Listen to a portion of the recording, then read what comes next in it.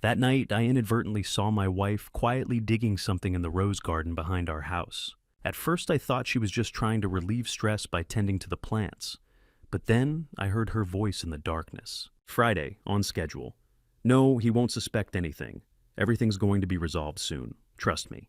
At that moment, my chest tightened. I stood motionless in the darkness, stunned to realize that the woman I had shared a bed with for 35 years had perhaps never been the person I truly knew, and that cold truth compelled me to act immediately. Before we begin, I'd love to hear from you. Is this your first time here? Or have we shared a story before? Drop a quick comment below. Your presence truly matters in this space. Just a quick note. Certain details have been shaped for storytelling and reflection. What matters most is the message about trust betrayal and the choices we make. The evidence sat on my desk like a looming disaster, waiting to break forged invoices, a USB drive, and the jeweled pen I'd given my wife on our 10th anniversary. I picked up the pen, sterling silver engraved with her initials. 25 years ago, I'd saved 3 months to afford it. Nola had cried when she unwrapped it, calling it the most beautiful thing she'd ever owned. Tonight, under the harsh LED of my home office lamp, I could see where she'd used it to forge my signature. The ink matched. The pressure matched. Even the slight rightward slant I'd developed after breaking my wrist in 1998 matched. She'd studied me that carefully. The company, the family, the marriage, all of it is solid. All of it is permanent. I was wrong about a lot of things. My name is Sterling Ellsworth, and at 61 years old, I've spent 35 years building Ellsworth Construction from the ground up here in Phoenix, Arizona. Started with residential repairs and small renovations, the kind of work where you show up at dawn with a thermos and your own tools.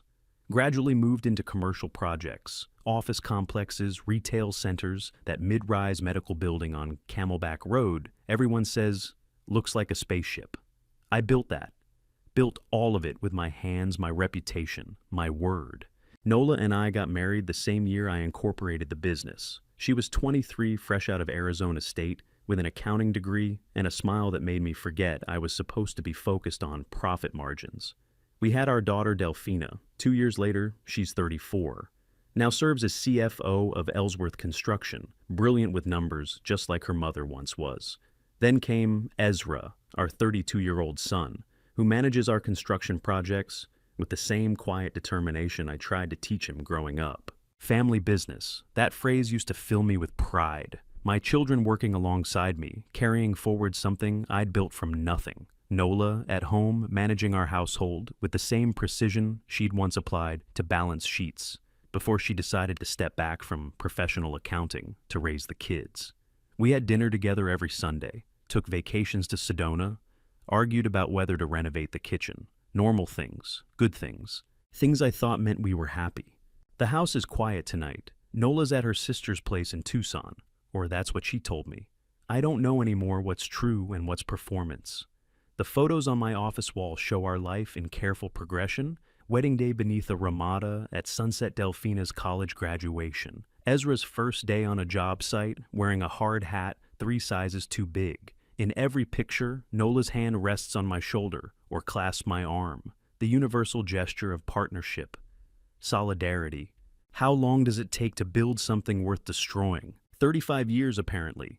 That's how long it took me to construct everything she decided to dismantle. I should clarify, I'm not a bitter man by nature. I've taken losses before. Projects that went over budget, bids I didn't win, a recession in 2008 that nearly sunk us before Delphina convinced me to pivot toward municipal contracts.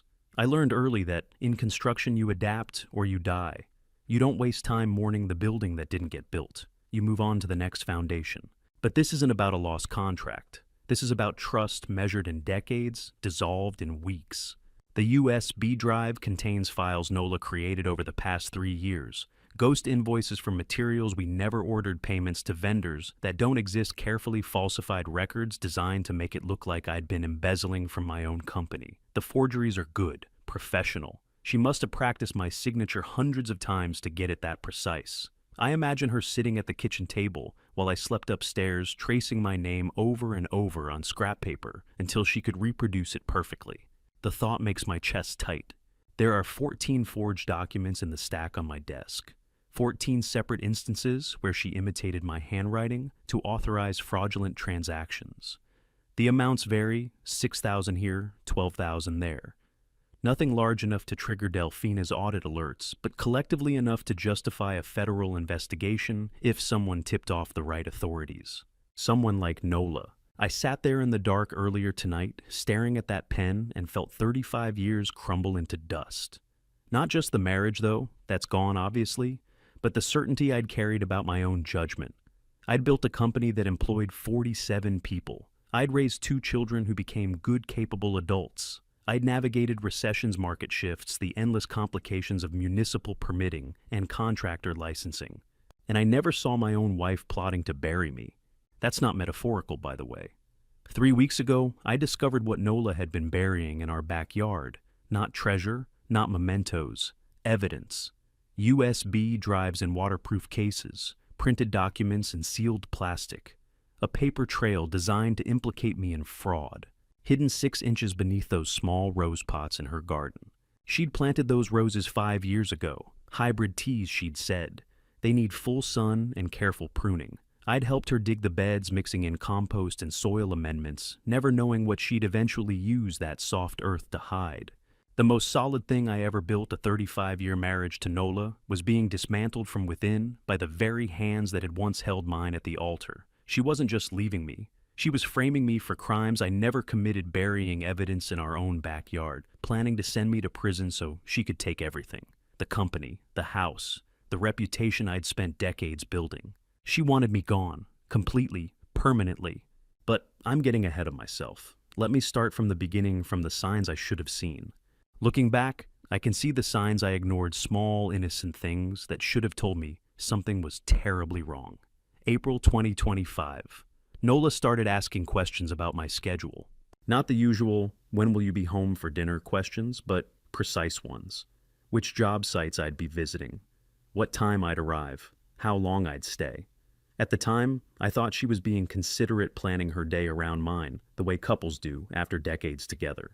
What time will you be at the Henderson site tomorrow? She had asked one morning in September, pouring my coffee with that familiar smile. Just wondering when you'll be home. Probably around 3, I'd said. Why? No reason, just planning dinner.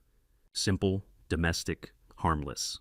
Except now, I know she was mapping my absences, calculating windows of time when she could work undisturbed. In August, Delfina had mentioned something odd during our weekly operations meeting. She'd been reviewing vendor invoices, part of her routine CFO oversight, and flagged a supplier I didn't recognize. "Dad, have you seen this Desert Star Materials invoice?" she'd asked, sliding a printed statement across the conference table.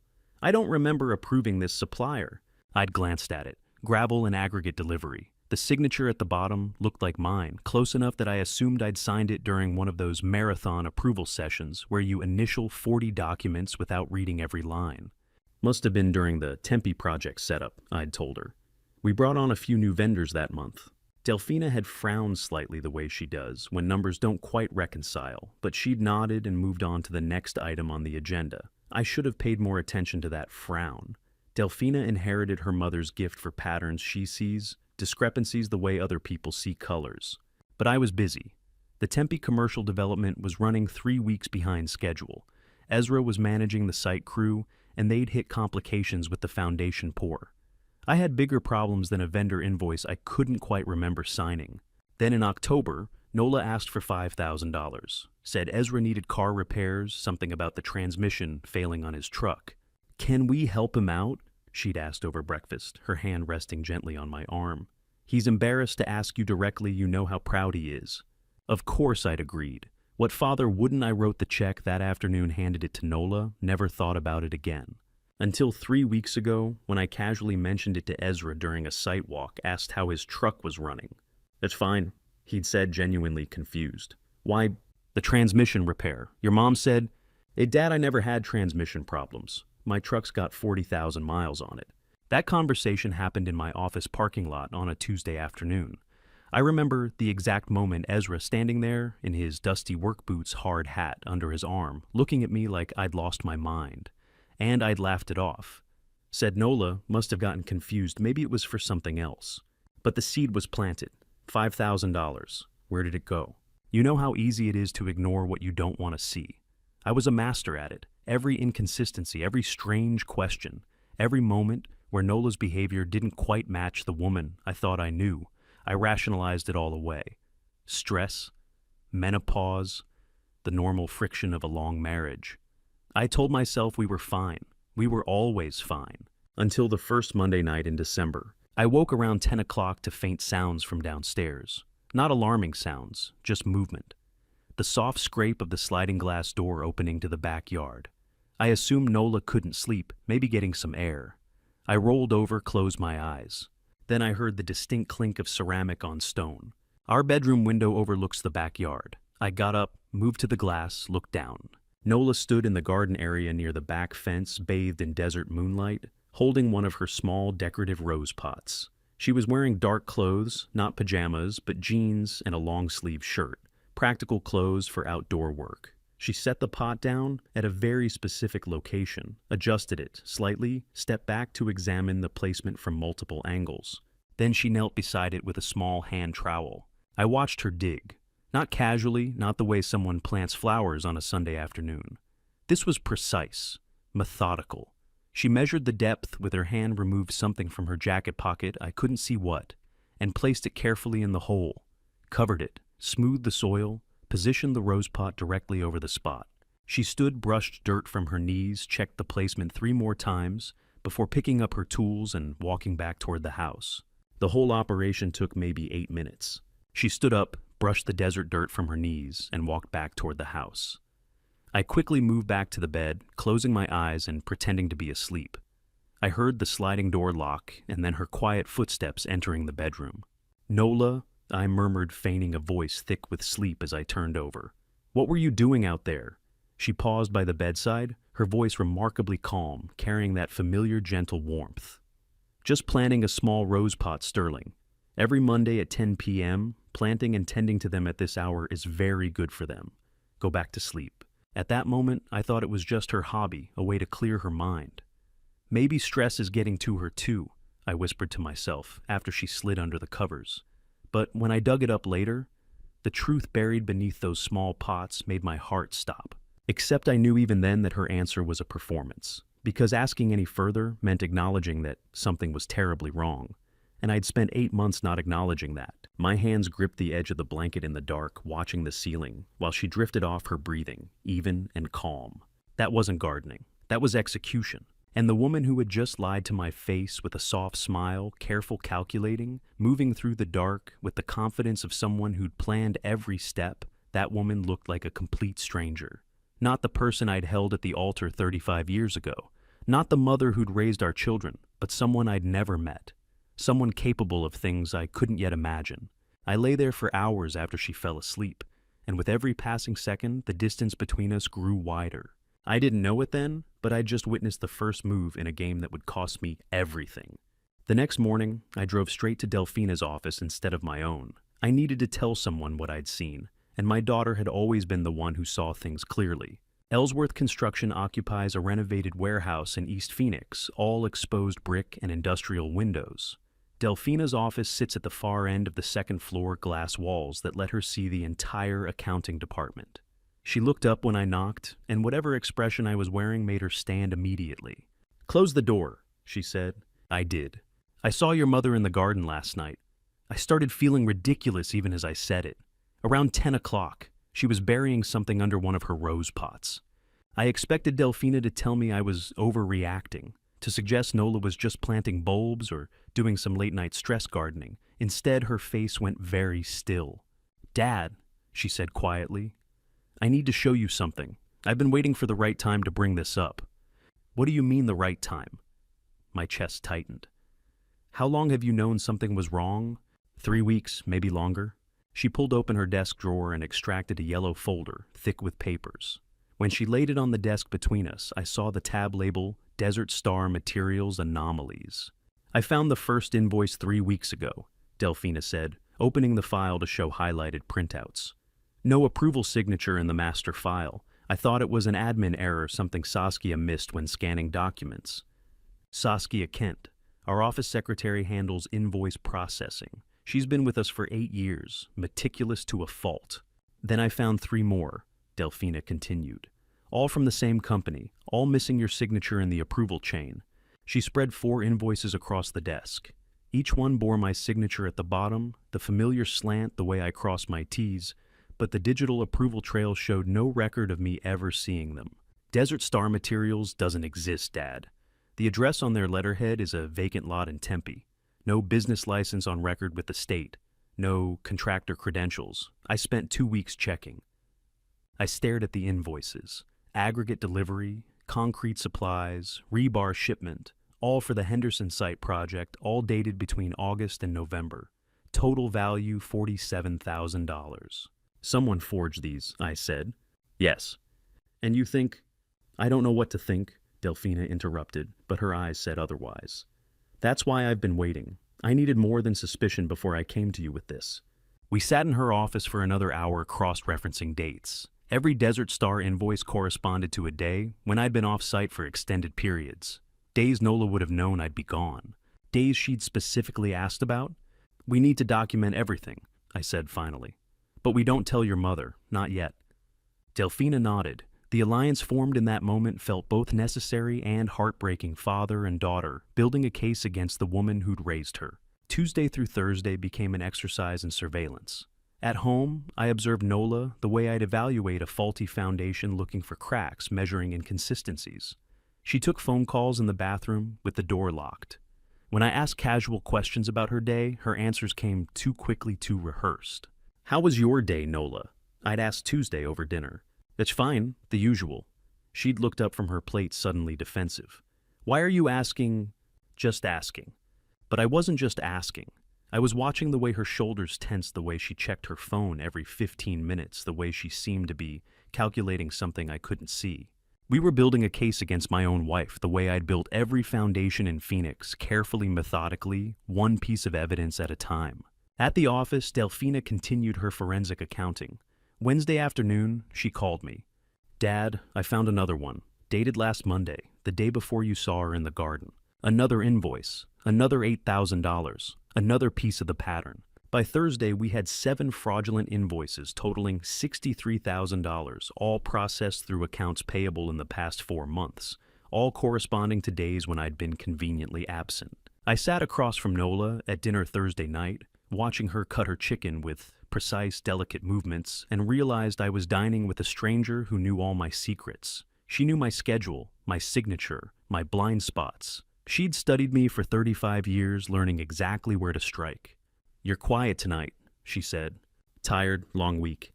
You work too hard. Her hand reached across the table to touch mine, and I had to force myself not to pull away. You should rest more. The concern in her voice sounded genuine. Maybe it was genuine. Maybe she could compartmentalize that, thoroughly loving me while simultaneously destroying me. I went to bed early that night, claiming exhaustion. Nola joined me an hour later, settling into her side of the mattress with a contented sigh. I lay there in the dark, listening to her breathing, even out waiting. Around 9:30, she stirred. I kept my eyes closed, my breathing steady and deep. She slipped out of bed, padded across the carpet to the bathroom. The lock clicked. I counted to 30, then moved quietly to the bathroom door. Her voice came through barely above a whisper. Friday, right on schedule. Pause. No, he doesn't suspect anything. Another pause, longer this time. It's handled, trust me. The call ended. Water ran in the sink. She was covering the sound, establishing an alibi for why she'd locked herself in the bathroom. I was back in bed before she opened the door, eyes closed, breathing measured. She slid back under the covers beside me. I felt her studying my face in the darkness, checking to make sure I was truly asleep. Then she rolled over, and within minutes her breathing steadied into genuine sleep. I lay there until dawn, staring at the ceiling, my mind racing. Friday, right on schedule.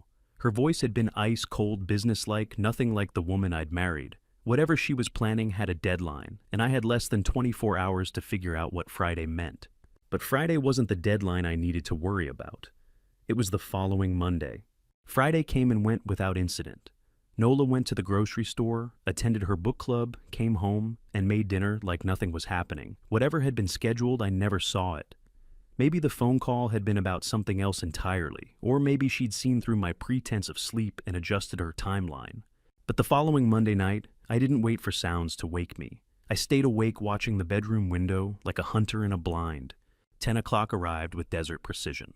Nola stirred beside me. I kept my breathing steady, deep the rhythm of genuine sleep I'd practiced all week. She slipped out from under the covers, moved to the closet, changed into dark clothes. This time, I tracked every movement through half-closed eyes. She left the bedroom carrying something wrapped in cloth, another small rose pot, identical to the first. I moved to the window. The backyard spread below me in silver moonlight, the Palo Verde tree casting skeletal shadows across the flagstone patio. Nola walked to a different location this time, closer to the tree itself, and set the pot down with careful precision. She knelt, pulled the hand trowel from her jacket pocket, and began to dig. This isn't gardening, I thought. This is ritual. This is planning.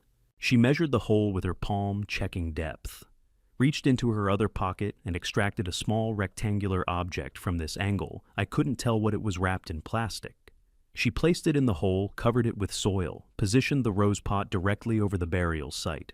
Then she stood and checked the placement, once, twice, 3 times. She checked it 3 times. 3, like a surgeon counting instruments before closing an incision. In 35 years, Nola was never this careful about anything. She was spontaneous, impulsive, the kind of woman who rearranged furniture on a whim and planted flowers wherever they looked pretty. This methodical precision belonged to someone else entirely. She walked back to the house, and I was in bed before she reached the bedroom door. Whatever she was burying it was important enough to repeat, important enough to hide. And if she was following a weekly pattern, there would be more. I waited until her breathing steadied into sleep. Then I pulled out my phone and texted Delphina. Second burial, confirmed. Same time, different location. Meeting tomorrow morning. Her response came 30 seconds later. I'll be there. But I needed one more person. Tuesday morning at 6 o'clock, I called Ezra. Dad. His voice was thick with sleep. What's wrong? I need you to come by the house early. We need to talk about Henderson. In this early, is everything okay? Just come, before your mother wakes up. Silence on the line long enough that I thought he might refuse. I'll be there in 20 minutes, he said finally.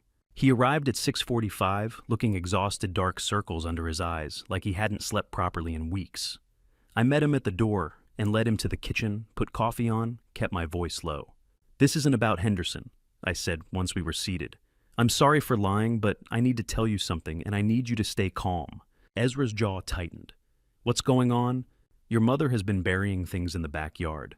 2 Monday nights in a row, 10 o'clock exactly under her rose pots.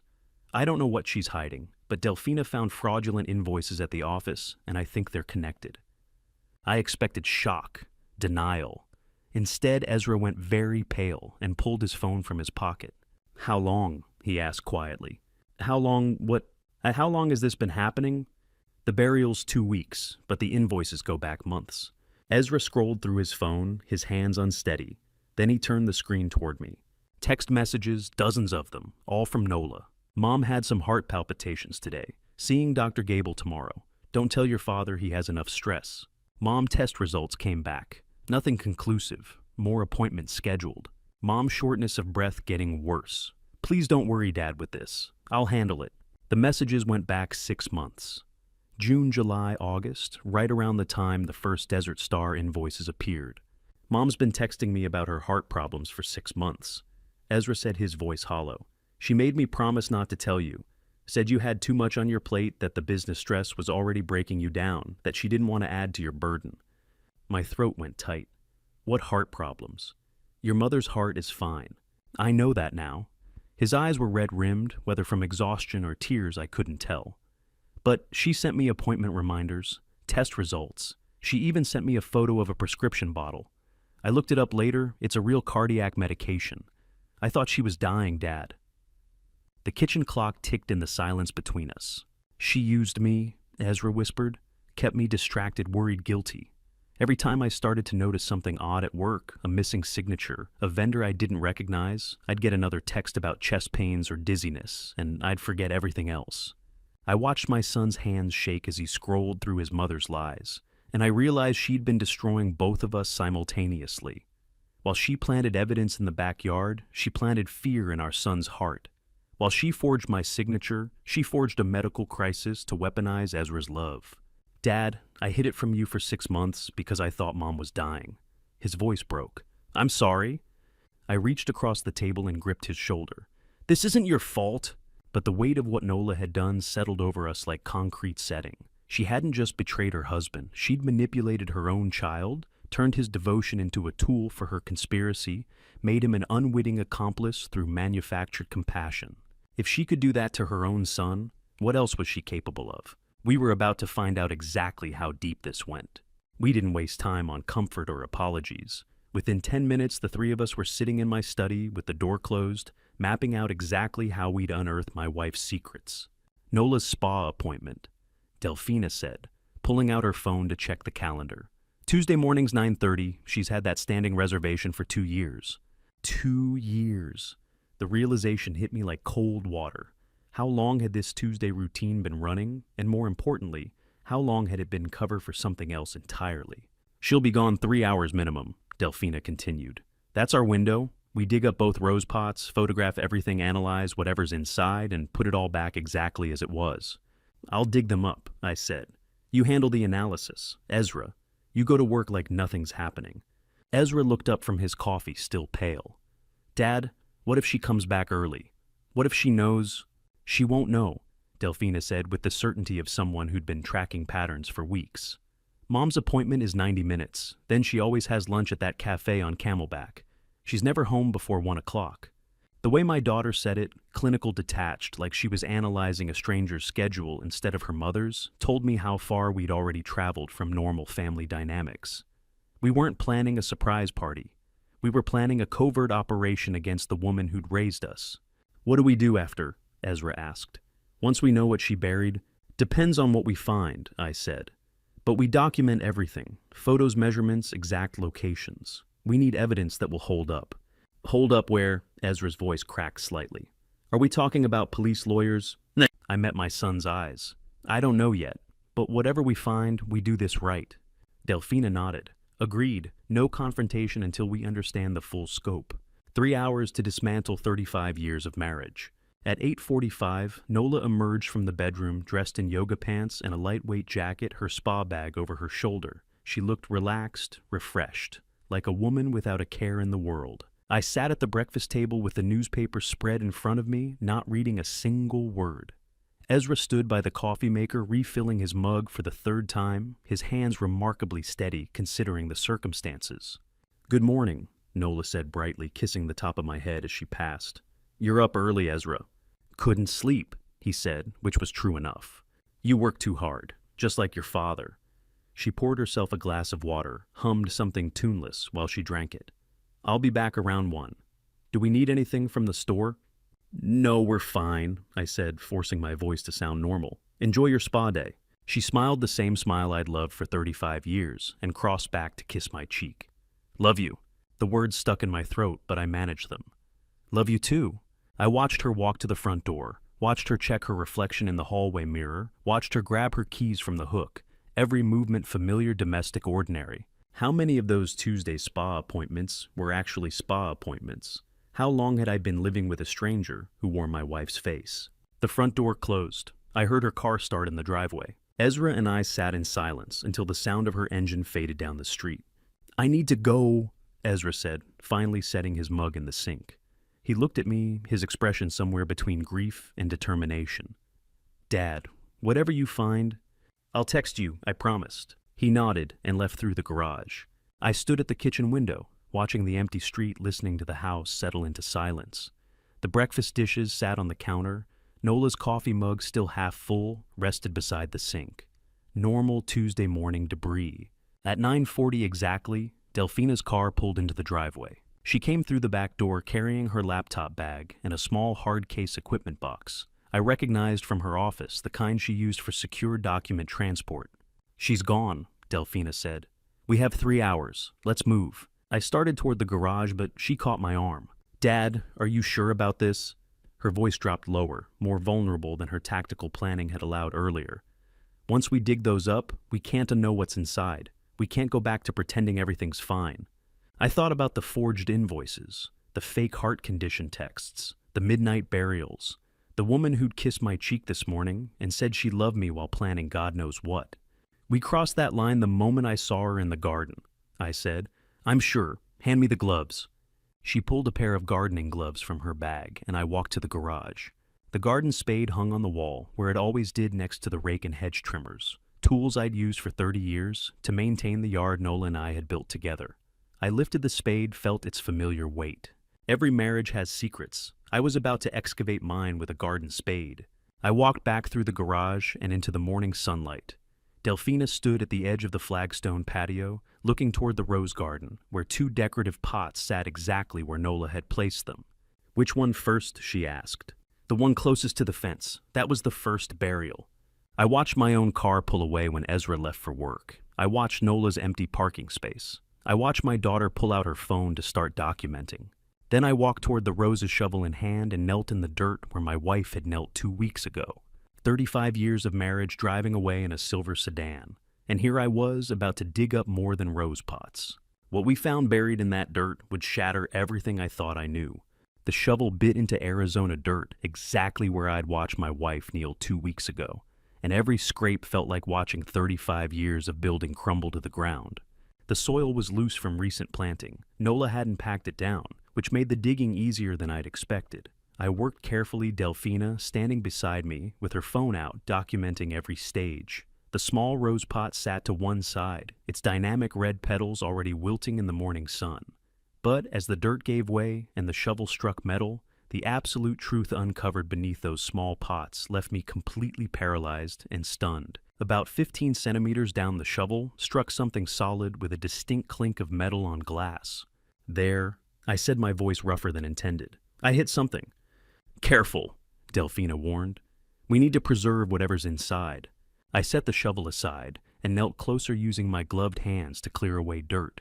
The object emerged gradually, a standard beer bottle, but wrapped so thoroughly in clear waterproof plastic bags that it looked like a museum artifact being prepared for long-term storage. Multiple layers sealed with thick packing tape at both ends. And she wrapped it like she was protecting treasure. I said, brushing the last of the soil away. Delphina crouched beside me, examining it without touching. She wanted this to last, to stay intact for months, maybe years. The implications settled over us like cold fog. This wasn't evidence Nola was planning to destroy. This was evidence she was planning to preserve and eventually discover when the timing suited her narrative. Hey, let's get it inside, Delphina said. We carried it to the kitchen table, where natural morning light streamed through the windows. Delphina pulled latex gloves from her equipment case, her forensic accountant instincts kicking in, and began carefully unwrapping the outer layers of plastic. We photograph every step, she said, more to herself than to me. Document the seal integrity, the wrapping method, everything. I watched my daughter work with clinical precision, and part of me wondered when this had become her expertise, when she'd learned to treat her own mother's conspiracy like a corporate fraud investigation. The final layer of plastic came away, revealing the bottle itself. Delphina unscrewed the cap and tilted it carefully over the table. Documents slid out, first rolled tight and secured with a rubber band. Then a small Ziploc bag containing what looked like a chunk of gray concrete. Business cards scattered across the table. And finally, something wrapped in white tissue paper that clinked against the glass. Delphina spread the documents flat. I recognized the letterhead immediately: Desert Star Materials, LLC, the company that didn't exist. Dad, look at this signature, she said, pointing to the bottom of an invoice. It's yours, but it's not yours. She was right. The signature read Sterling Ellsworth in my handwriting, but something about the spacing was wrong. The E in Ellsworth slanted too far right. The capital S had a flourish I'd stopped using in the 90s. This is from October, I said, checking the date. Henderson Plaza project. I never approved this supplier. None of them are real, Delphina said, spreading out 3 more invoices. Desert Star Materials, the company that doesn't exist. But these business cards, she held up a card bearing my name, Ellsworth Construction's contact information, and a logo that was almost correct but subtly wrong. The font was serif instead of sans serif, the color slightly darker. Someone could flash this at a supply yard.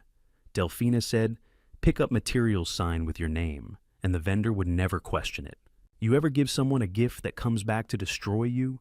That's what love becomes when it curdles into something else. I picked up the Ziploc bag containing the concrete sample. Even through the plastic, I could feel it was wrong, too light, too crumbly. I opened the seal and pinched a fragment between my fingers. It disintegrated into powder. "This concrete sample, it's garbage," Delphina said, examining it herself. "This would fail inspection in a week, maybe days." "Henderson Plaza is a commercial medical building," I said slowly, the implications crystallizing. If someone used substandard concrete and blamed it on my company, lawsuits, liability, potential criminal negligence charges. Delphina's voice was flat, emotionless. "She wasn't just stealing money, Dad. She was building a case to destroy your reputation." My hands started shaking. "There's one more thing," Delphina said quietly, reaching for the tissue-wrapped object at the bottom of the pile. She peeled back the tissue carefully, revealing what lay inside. A jeweled blue ballpoint pen. Sterling silver barrel sapphire cap, my initials engraved near the clip. "Dad," Delphina said, her voice suddenly careful, gentle. "Dad, look at this pen. Do you recognize it?" I couldn't speak for a moment, just stared at the pen lying there on the kitchen table, among the forged documents and fake business cards. "That's," my voice cracked. "That's the pen I gave her." I remembered the day perfectly. We'd been married 10 years, still building the business money tight. But I'd wanted to give her something special. Something that said, I saw her, valued her. The salesman had shown me a dozen pens before I found the one with the sapphire cap, the one that reminded me of her eyes. She'd cried when she opened the box, told me it was the most thoughtful gift I'd ever given her, promised she'd treasure it forever. "She used it to practice your signature," Delphina said, pulling up magnified photos of the forged invoices on her phone. "The ink matches. Every forged invoice we found, every fraudulent signature, the ink composition, the pressure points, everything matches this pen." I picked up that pen with shaking hands, remembering the joy on her face when I gave it to her, and felt 35 years collapse into dust. The most thoughtful gift I'd ever given her. She'd treasured it all right. Treasured it as the perfect tool to forge my signature, to authorize fraudulent transactions, to build evidence that would destroy me. "She was already planning this," I said. "Back then, 1991. "We don't know that," Delphina said, but her voice lacked conviction. "If the first bottle held physical lies, the second bottle, larger, buried deeper near the Palo Verde tree, held something far worse, digital proof." We left the anniversary pin on the kitchen table and crossed the yard to the second rose pot. The Arizona sun climbed higher, and I checked my watch, 10:35, 2.5 hours before Nola was scheduled to return. "This one's deeper," I said, driving the shovel into soil that was more compacted, harder to penetrate. She spent more time on this burial. Delphina photographed every stage as I worked. 6 inches, 8 inches, 10. Finally, at nearly 12 inches deep, the shovel struck glass with a muted thunk. The bottle was larger this time, a wine bottle instead of beer, wrapped in the same meticulous layers of waterproof plastic. But when Delphina unwrapped it at the kitchen table, we found something beyond the rolled documents. "Dad, there's a USB drive," she said, extracting a small black thumb drive from its own sealed waterproof electronics pouch, complete with desiccant packets to prevent moisture damage. In a waterproof case with moisture absorbers. I stared at it lying on the table. The level of preservation, the professional-grade protection, the deliberate burial depth spoke to long-term planning. "She preserved it like evidence for a trial," I said, "because that's exactly what she's planning." We moved to my home study. Delphina pulled out her laptop, running some kind of forensic software I didn't recognize, and plugged in the USB drive with gloved hands. The drive populated slowly. Folders appeared on the screen: emails, bank_statements, audio_files, and one Word document titled insurance_claim_strategy_final.docx. "Dad, there are emails here going back 8 months, Delphina said, scrolling through the first folder. "Conversations you never had. Look at this one, supposedly between you and a cement supplier in August, discussing substandard materials to cut costs." I leaned over her shoulder, reading words I'd never written in an email thread that looked completely authentic. My email address, the company's signature block, technical language I would use. But none of it was real. Watching those fabricated emails scroll past was like reading my own autopsy report while still alive, every word a lie, every timestamp a nail in my coffin. "The bank statements," Delphina said, opening another folder. "These show payments from Ellsworth Construction to offshore accounts. Accounts in your name that I've never seen in any of our legitimate records. Because they don't exist, I said. She created them, or she's planning to create them, or both. Delphina's voice had gone flat clinical. Some of these could be entirely fabricated. Some could be real accounts she opened using your information, with small deposits to establish history. My hands gripped the edge of the desk. Play one of those audio files, I said. I need to hear what she made me say. Delphina hesitated, then clicked on the first file, audio_01_conference_call.mp3. My voice filled the room, clear and unmistakable. We can reduce material costs by 15% if we cut the cement ratio and substitute cheaper aggregate. The inspectors won't notice if we time the pour correctly. That's your voice, Delphina said quietly. But those aren't your words. I never said that. I would never say that.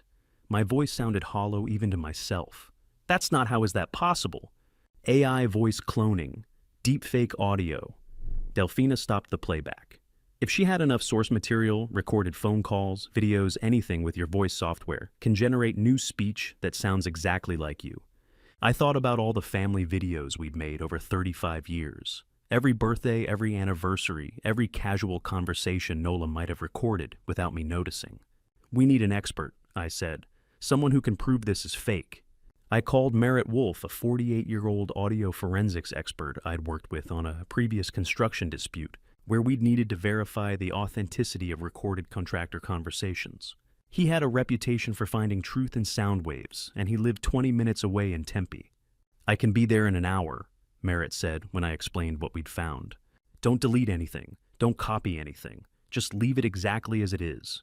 He arrived at noon carrying 2 hard cases of analysis equipment, tall, lean, with wire-rimmed glasses, and the methodical manner of someone who spent his life listening to things other people couldn't hear. Delphina handed him the laptop. Merritt loaded the audio files into his software, and for the next 45 minutes, we watched waveforms and spectral patterns scroll across his screen in colors I didn't understand. This is definitely AI generated, Merritt said finally. Spliced from multiple source recordings of your voice. Very sophisticated work. Whoever created this had access to professional-grade voice synthesis software and significant source material. But here's the interesting part. He clicked a few buttons isolating a section of the audio file and amplifying specific frequencies. Listen to this background frequency at 2.4 kilohertz, he said, playing a filtered version of the recording. Beneath my fabricated voice discussing construction fraud, I heard something else, a distinct high-pitched vocalization, almost like a bird cry, but more complex, repeated twice in the background. That's an African gray parrot, Merritt said, looking up at me. The person who made this recording was in the same room as that bird when they generated the audio file. I can verify the species from the vocalizations pattern. It's highly distinctive. The parrot, Pepper, in Nola's bedroom. The room I hadn't entered in months. Delphina's eyes met mine across the desk. Mom's parrot, she said. The one in her bedroom. Merritt looked between us, professional and careful. If you have an African gray parrot in this house, then whoever created these files was working in the same room where that bird lives. The background frequency is unmistakable. Nola's bedroom, where she kept Pepper, her African gray parrot she'd owned for 2 years. The room she'd made private territory, claiming she needed her own space, her own sanctuary. The same 2 years she'd been planning this. And we still had one more piece of evidence to find. After Merritt left, Delphina asked the question that terrified me most. How long has she actually been planning this? We returned to the study. Delphina pulled up the Ellsworth Construction email server, something she had administrative access to as CFO. Her fingers moved across the keyboard with practiced efficiency, pulling logs I didn't even know existed. I'm checking for unauthorized access to your corporate email, she said. If Mom was creating those fake emails, she'd need to study your communication style, your templates, your phrasing, your signature blocks. The server logs populated on her dual monitors, lines of data, timestamps, IP addresses. She filtered by my email account, sorted by location. Then she stopped. Dad, this IP address. She pointed to a string of numbers that appeared dozens of times in the log. It's our home network. Someone's been logging into your corporate email from home for 8 months. I leaned closer, reading the dates. April, May, June, July, August, September, October, November, December. The access pattern showed systematic downloading invoice templates, supplier correspondence contract formats. 8 months. My voice sounded distant. But she only met Alonzo 6 months ago? You said the first time you saw them together was in June. Delphina turned to face me, her expression hard as granite. Exactly. She didn't plan this with him. She planned it first, then found him. Her voice went cold. Whatever relationship she has with Alonzo Trent, it's not the origin of the conspiracy. It's a tool. She recruited him. The realization settled like ice in my chest. I'd been thinking of Nola as Alonzo's victim, a woman seduced by a casino owner, manipulated into betraying her husband. But the timeline told a different story. She'd conceived this plan, independently spent 2 months preparing, then deliberately sought out an accomplice. She needed someone who could create offshore accounts, Delphina continued. Someone with connections to move money. Alonzo Trent owns Desert Star Casino. He has exactly those resources. How do you live with someone for 35 years and never know they're capable of something like this? I checked my watch 12:50. Nola would be back by 1 o'clock. We had 10 minutes, maybe 15 if she stopped for groceries. We need a second opinion on that concrete, I said. Someone who can verify it's fraudulent. I called Hayes Barker, our Henderson Plaza site engineer, and asked him to come by urgently. He lived 15 minutes away and arrived at 1:10, still wearing his work boots and high-vis vest, looking concerned. Everything okay, Sterling? He asked as I led him to the garage. I need you to look at something. I handed him the concrete sample from the first bottle. Hayes examined it with immediate professional skepticism, turning it over in his hands, crumbling a fragment between his fingers. This is garbage concrete, he said after maybe 30 seconds. Maybe suitable for a garden path or decorative work, but never for structural applications. The aggregate ratio is wrong. The binding is weak. This would fail any commercial building inspection. That sample was in a bottle labeled Henderson Project, I said. Hayes looked up sharply. We didn't use this. I would never approve this material. Someone's trying to make it look like we did. Delphina had followed us to the garage with her laptop. Hayes, have you ever heard of a company called Desert Star Materials? Hayes' face changed. Wait, Desert Star Materials? I know that name. He set the concrete sample down on the workbench. They contacted me 5 months ago, July, maybe offering cheap materials for Henderson Plaza. Really cheap. Too cheap. I looked into them, no proper licensing, no references. I declined immediately and emailed Sterling about it. I never got any email from you about them, I said. Hayes frowned. I definitely sent it. I remember because the sales rep was pushy, kept calling my cell. I wanted you to know in case they tried to contact you directly. Delphina's fingers were already moving across her keyboard, pulling up the email server logs again. She filtered by Hayes' email address, searched for mentions of Desert Star. Dad, look at this. The screen showed a single entry. From hayes.ellsworthconstruction.com to sterling.ellsworth@ellsworthconstruction.com. Subject, warning, Desert Star. Material suspicious contact. Date, July 18th, 2025, 3:03 p.m. Deleted IP192.168.1.47. Home network. Hayes' email arrived in your inbox, Delphina said quietly. Then it was deleted 16 minutes later, from home. I stared at the timestamp, 3 o'clock on a Tuesday afternoon in July. I would have been at the Tempe site that day gone until at least 6. Nola would have been home alone, sitting at our kitchen table, monitoring my email, watching for threats to her plan, erasing evidence in real time. Someone intercepted it, Hayes said, reading over my shoulder. Someone with access to your email was sanitizing your communications. I thought about all the times I'd casually mentioned my schedule at dinner, all the passwords I'd written in our shared household notebook, every small trust that becomes a weapon in the wrong hands. How many other emails did I never see? I asked. Delphina ran another search filtering for deletions from the home IP address over the past 8 months. 23 emails, 23 separate communications deleted from my inbox before I ever read them. Warnings from vendors, questions from site managers, a message from our insurance company requesting verification of a claim I'd never filed. All erased, all sanitized, all vanished into the same digital void that had swallowed Hayes' warning. She's been monitoring everything, Delphina said. Every email, every communication, every potential threat to her plan. She's been controlling your information flow for months. We had 15 minutes before Nola was due home, and there was one room left to search the bedroom she'd made her private sanctuary 2 years ago. Hayes left through the front door, promising discretion. Delphina and I stood in the hallway outside Nola's room. The door was closed as it always was. A brass sign hung at eye level, "Please respect my privacy." "When was the last time you were in here, Dad?" Delphina asked. 2 years. She said she needed her own space after... I tried to remember the excuse. I can't even recall what reason she gave. Something about meditation and personal boundaries.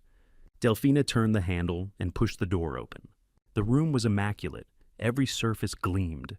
Nola's makeup sat arranged on the vanity in perfect rows, lipsticks by color, brushes by size. Her closet hung color-coded from whites to blacks. The desk near the window had 3 locked drawers, a laptop docking station, and a filing organizer with labeled tabs. "This isn't a bedroom," Delphina said, moving to the desk. "It's an operations center. Look at this filing system." She was right. The organization went beyond normal housekeeping. This was the workspace of someone running a covert operation from their own home.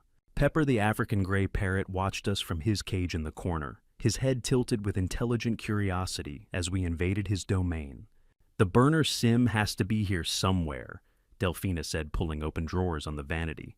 "Bank credentials too. She'd keep them close but hidden." I checked the closet while Delphina searched the desk.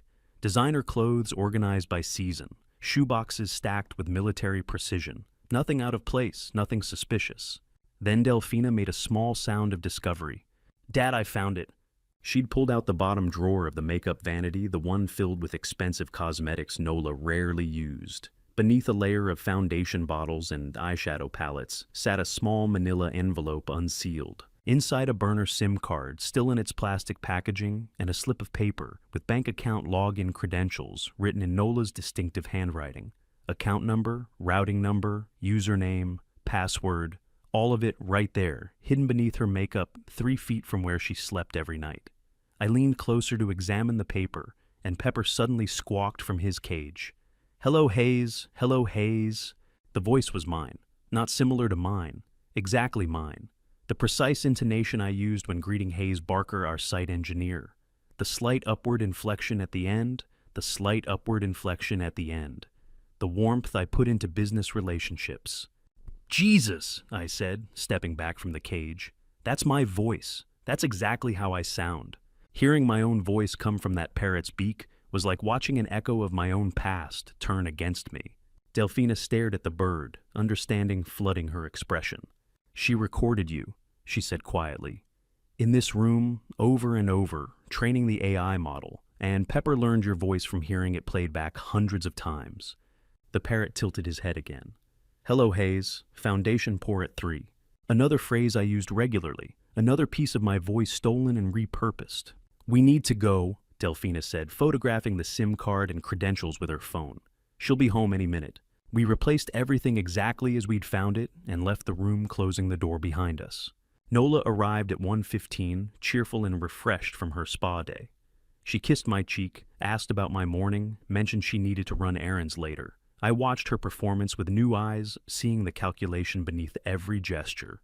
She left again at 2 o'clock for grocery shopping. The moment her car disappeared, Ezra arrived from work, and the 3 of us gathered in my study. Delphina opened the laptop and pulled up the file we'd avoided, until now, Insurance Claim Strategy Final.docx. The document was 15 pages long, detailed, professional, terrifying in its thoroughness. Timeline for implementation. Friday, December 20th, 2025, 9 a.m. Anonymous tip to the Arizona Attorney General's Office. Financial Crimes Division regarding Sterling Ellsworth construction fraud. Friday 2 p.m. estimated Sterling Ellsworth arrested pending investigation. Monday, December 23rd. Nola, Ellsworth files emergency petition for business asset protection as innocent spouse. Tuesday, December 24th. Ellsworth Construction placed under court-ordered receivership, January 2026. Liquidation sale to Desert Star Materials, LLC owner Clyde Sutton at 40% below market value for rapid transaction. A Friday 9 a.m., Delphina said, her voice hollow. She's reporting you in 3 days. I kept reading. The document outlined how Nola would position herself as the betrayed wife, the innocent party protecting company assets from her criminal husband. How the forged evidence would be discovered during the investigation. How Alonzo Trent's connections would expedite the liquidation sale. How I would likely spend the holidays in jail while my company was dismantled and sold for parts. Ezra had been reading over my shoulder, his breathing growing faster. "Wait," he said suddenly. "Clyde Sutton, I know that name." Delphina and I both looked at him. He called me 4 months ago. Ezra continued, his face going pale. August, maybe early September, said he represented a materials supplier interested in the Henderson project. He knew our timeline, our budget constraints. Details only someone inside the company would know. "What did you tell him?" I asked. "Nothing. I said we had existing supplier relationships and wasn't interested." "But Dad," Ezra's voice shook. He knew things, specific things about Henderson Plaza that weren't public information.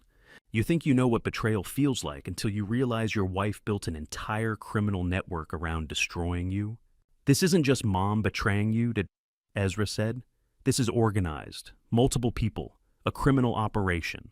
We looked at each other across that desk and understood the truth simultaneously. This wasn't family betrayal. This was organized crime with multiple conspirators: Nola, Alonzo, Trent, Clyde Sutton, God knows who else, all coordinating to dismantle everything I'd built.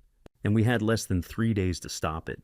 Wednesday morning, I walked into Desmond Caldwell's law office carrying a plastic bag of evidence that could either save my life or prove I'd lost my mind. Desmond Caldwell, 52 years old and sharp as ever, had handled our contracts and wills for 2 decades. His mind had been trained by years prosecuting corporate fraud before entering private practice.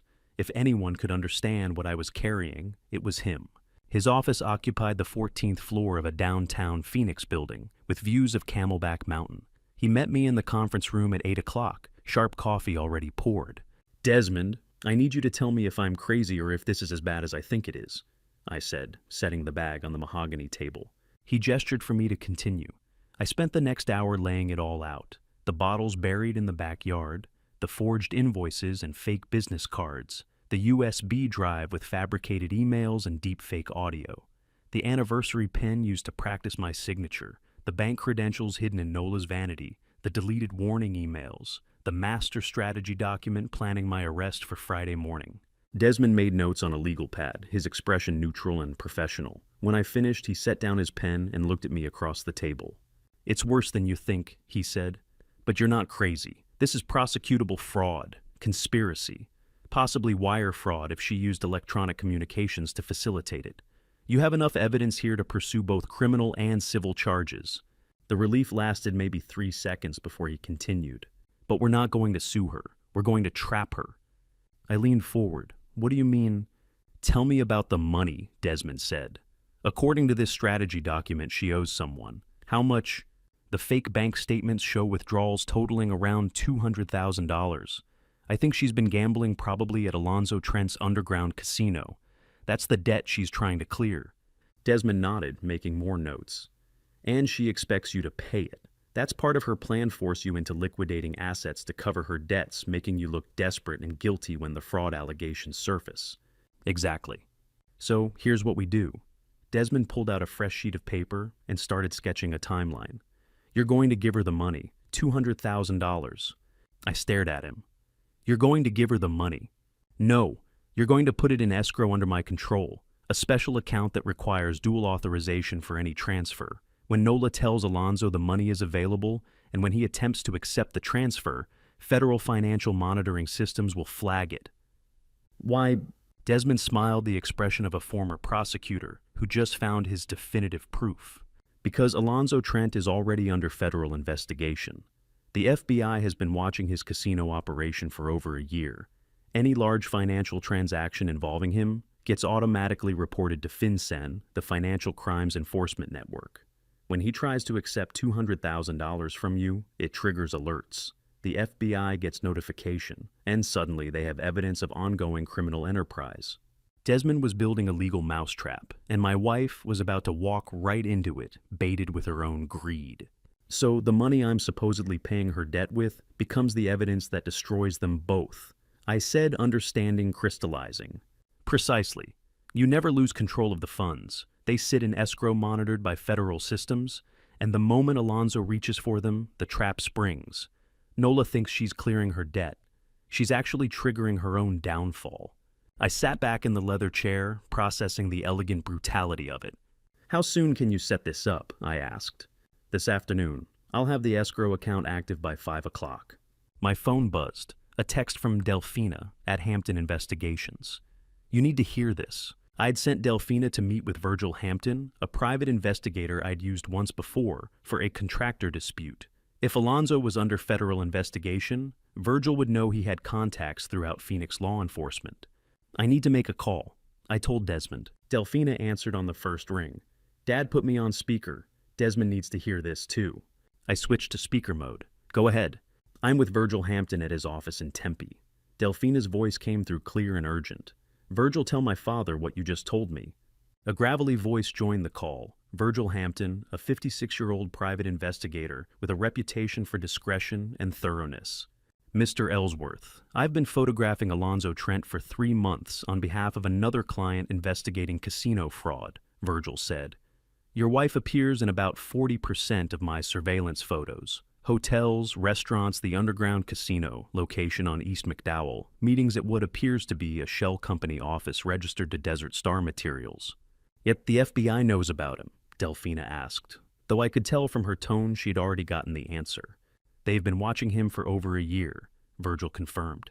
Your mother picked the worst possible partner for this scheme.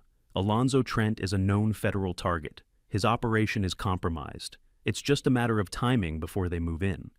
The FBI, federal investigation, casino fraud. Nola had bet everything on a man who was already losing. Desmond leaned toward the speaker. Virgil, this is Desmond Caldwell Sterling's attorney. How confident are you that the feds are close to moving? Very, Virgil said. My law enforcement contacts say warrants are being prepared. Could be days, could be weeks, but it's coming. Then we need to move faster, Desmond said. Sterling the escrow trap is our best play. We trigger it tomorrow, force Alonzo's hand before the FBI schedule. Delphina spoke again, her voice tight. Virgil just showed me photos from last week. Mom meeting Alonzo at a hotel in Scottsdale. They weren't being careful. They thought they were safe. Virgil's voice came back on. Your mother owes money to a man the feds have been watching for months. This story ends soon one way or another. The only question is who gets dragged down with him when it does. Delphina called me immediately after the call ended. We had 2 days to make sure the answer wasn't us. But first, we needed one more piece of the puzzle. The missing piece was something we already had. We just needed to document it properly. Wednesday morning, Ezra walked into Ellsworth Construction like any other day, knowing every word he spoke could either save or destroy his father. He sat at his project management desk, pulled up the Henderson Plaza schedules, and forced himself to focus on normal work. Around 10 o'clock, his phone buzzed, a text from Nola. Does your dad seem different to you? He's been quiet lately. Ezra's heart hammered against his ribs. He stared at the screen, aware that every word of his response would be analyzed. He typed carefully. Dad's fine, just tired. Big project stress. Nothing unusual, Mom. He watched the 3 dots appear. Nola was typing. The dots disappeared. Appeared again. Disappeared. Finally, okay, just checking on him. Ezra exhaled slowly and set the phone face down on his desk. His hands were shaking. At 12:30, Saskia Kent appeared at Ezra's desk. Ezra, can we talk privately? She asked, her voice quiet. Small conference room. Saskia Kent, our 42-year-old executive secretary, had worked the front desk for 8 years and noticed everything, including patterns nobody else saw. She was efficient professional and usually kept to herself. Ezra followed her to the small conference room at the end of the hall. She closed the door and turned to face him, her expression troubled. I need to tell you something about your mother, Saskia said. I should have said something earlier, but I didn't want to overstep. It seemed like family business. What is it? Ezra asked. She's been in your father's office, Saskia said. At least 6 times over the past 3 months, maybe more. Always when Sterling was at construction sites. Always carrying that big handbag. She uses the brown leather one, much larger than her usual purse. Ezra's pulse quickened. When was the last time? 2 weeks ago. Wednesday afternoon.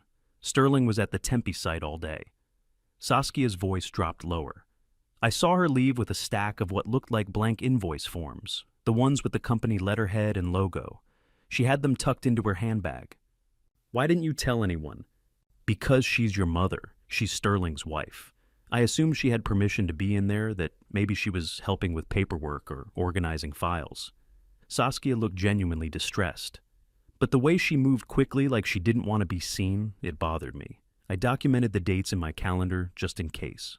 Ezra pulled out his phone. Saskia, would you be willing to put that in writing, an official statement? She nodded. If it helps Sterling, yes, absolutely. Ezra texted me immediately. Saskia Kent witnessed Mom taking blank invoices 2 weeks ago. 6 office visits total. She'll document everything.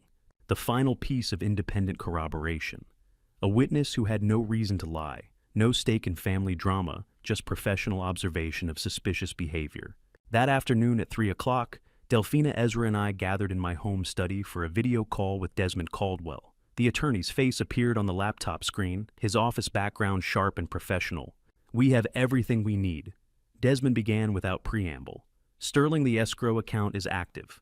I need you to authorize the transfer this afternoon, $200,000 from your personal savings into the escrow account I control. And then what? I asked. Then you tell Nola the money is available to clear her debt. You don't accuse her of anything. You don't confront her. You simply say, you've set aside funds to handle some financial obligations, and you've placed them in escrow for security purposes. She'll know what that means, Delphina said. Exactly, Desmond confirmed. She'll interpret it as you paying her gambling debt to Alonzo without directly acknowledging what you know. She'll contact Alonzo. Alonzo will attempt to authorize the transfer from escrow to his accounts. And that's when the FBI gets involved, I said. And that's when the federal financial monitoring systems flag the transaction. Alonzo Trent is already on multiple watch lists. Any large transfer involving him generates automatic reports to FinCEN and the FBI. They'll have evidence of ongoing criminal enterprise. Your money becomes the core evidence they've been waiting for. Before I reveal the complete strategy that turned this nightmare around, are you still with me? Comment A if you think this trap will work, or B if you think something will go wrong, and tell me why in one sentence. The money we're using to trap her, is it safe? I asked. Can she actually access it? Not a cent, Desmond said firmly. It stays in escrow until law enforcement freezes it as evidence. She gets nothing. You lose nothing except the temporary placement of funds that will be returned to you once the case concludes. Meanwhile, Desmond continued, Virgil Hampton's surveillance photographs provide grounds for immediate divorce filing. We'll submit those Friday afternoon citing adultery and fraud. The divorce petition will include asset protection orders preventing Nola from liquidating or transferring any community property. The Friday morning when Nola thinks she's destroying you, she'll actually be walking into federal custody, Desmond said. The Arizona Economic Crimes Department will receive her anonymous tip about construction fraud at 9 a.m., exactly as her plan outlined. But by then, the FBI will have already flagged her and Alonzo's financial activities. When local authorities start investigating, they'll discover federal agents are already involved. Nola's fraud report becomes evidence of her own conspiracy. We weren't building a defense anymore. We were building a legal trap, and Nola would ensnare herself with the web she'd spent 8 months weaving. What about Clyde Sutton? Ezra asked, the shell company owner. Virgil confirmed Sutton is also under investigation, Desmond said. When Alonzo falls, Sutton falls with him. The whole network collapses. Delphina leaned back in her chair, processing the scope of it. So, we don't confront her. We don't warn her. We just let her execute her own plan while we've already dismantled it from underneath. Precisely, Desmond said. She thinks she's in control. She has no idea the trap is already sprung. The call ended at 4:15. The three of us sat in the study in silence for a long moment. Delphina looked at me across the desk, and for the first time in 3 days, I saw something other than fear in her eyes. I saw certainty. They won't know the trap has sprung until it's too late, she said. That night, for the first time since I'd watched Nola bury that first bottle, I actually slept. But Thursday brought one final piece of evidence I hadn't anticipated. Thursday morning, I woke up rested for the first time in a week and realized the worst part I had, to pretend everything was normal for one more day. At 9 o'clock, I met Saskia Kent in the small conference room at Ellsworth Construction. She'd brought her desk calendar, the one she'd kept for 8 years, documenting every detail of office operations with meticulous precision. I documented every date she came in, Saskia said, opening the calendar to November. I thought it was strange, but didn't want to overstep. She's your wife, and I assumed you knew. She walked me through the timeline. November 3rd, a Tuesday when I'd been at the Henderson site all day. November 17th, another Tuesday, Tempe commercial inspection. November 29th, December 5th, December 12th. All weekdays, all during hours when I was guaranteed to be off-site. She always carried that oversized designer handbag, Saskia continued, the brown leather one much bigger than her usual purse. It seemed out of place for a casual visit. December 12th. I said, reading the entry, "What did you see that day?" Saskia's expression tightened with remembered discomfort. She left with blank invoice forms, a whole stack. I almost said something, but she's your wife. I thought maybe you'd asked her to grab them for some reason, organizing files at home, I don't know. How many forms? Maybe 25 sheets. The official Ellsworth Construction supplier order, forms with the logo and signature line. The same forms we'd found in the first buried bottle, forged with my signature, using the anniversary pen. Yes, Saskia, why midweek? I asked. Why always Tuesday or Wednesdays? She flipped through her calendar, cross-referencing dates.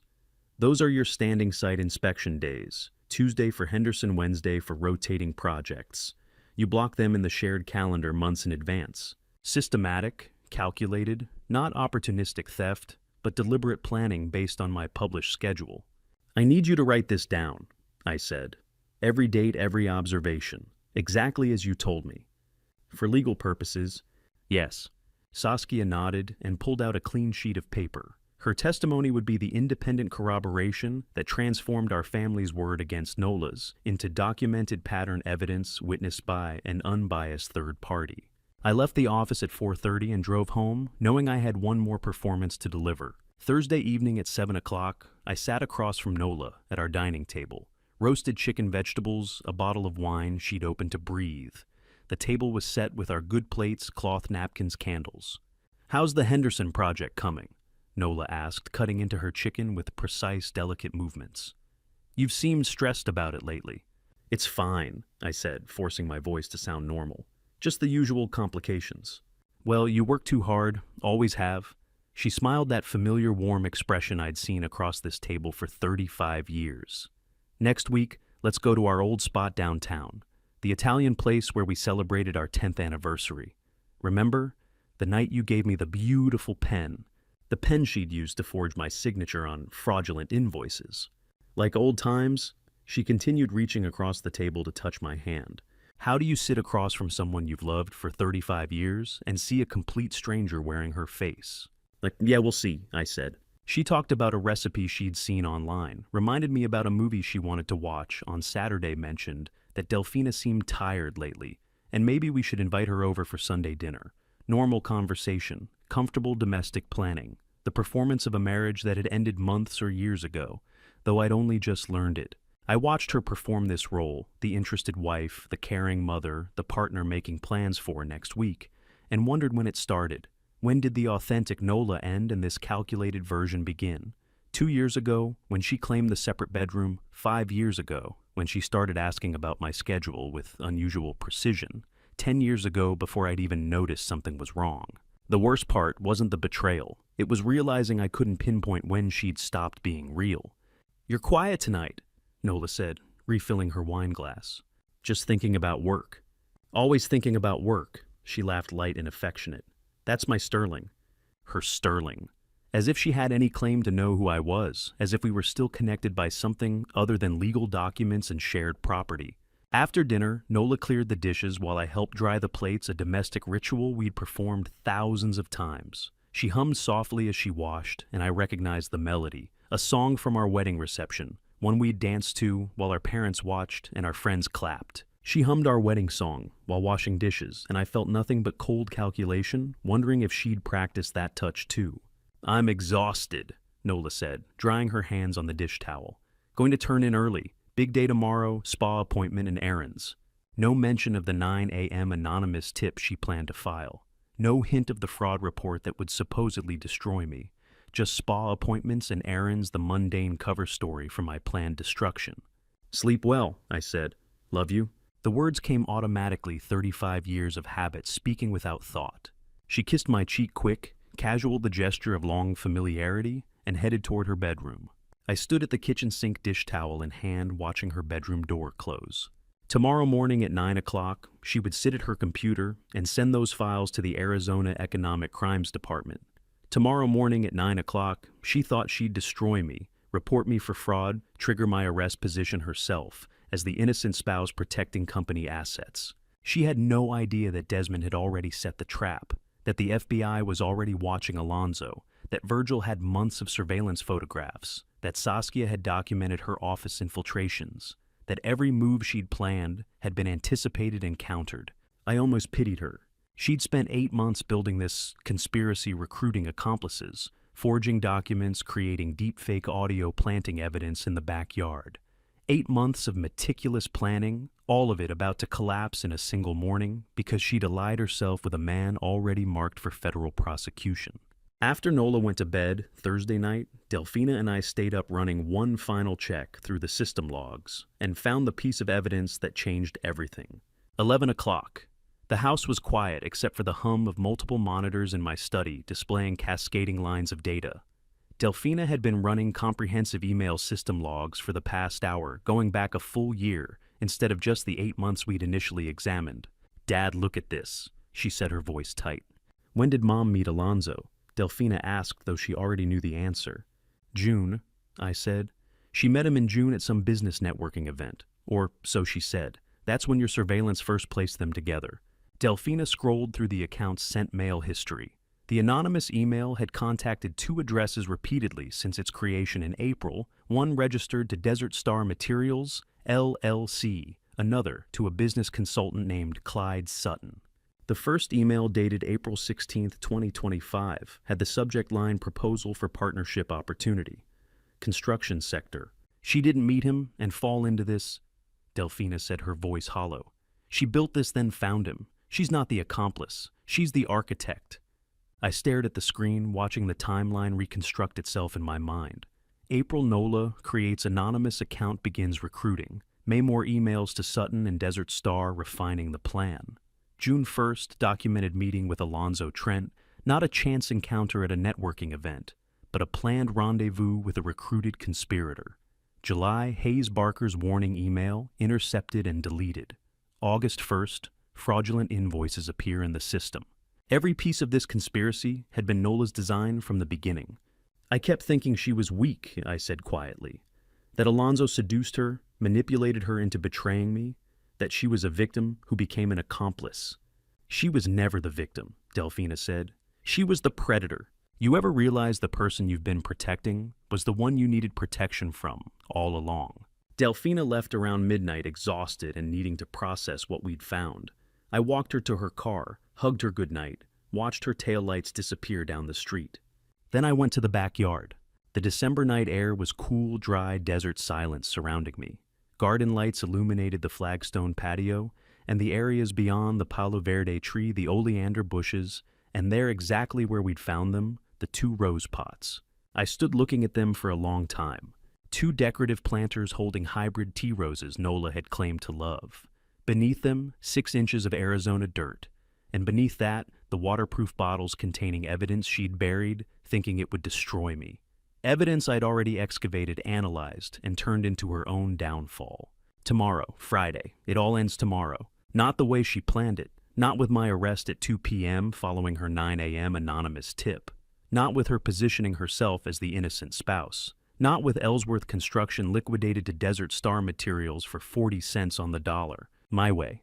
With federal agents arresting Alonzo Trent for financial crimes. With Nola's conspiracy exposed through her own buried evidence. With Desmond's trap springing the moment she thought she'd won. I looked up at the house. Nola's bedroom window, dark curtains closed. The woman inside sleeping peacefully, confident in her Friday morning plan. She'd set her alarm for 8 a.m. early enough to file the anonymous report before her supposed spa appointment at 9:30. Delphina's childhood room window dark and empty since she'd moved out 6 years ago. Ezra's old room, same empty since he'd gotten his own place 4 years back.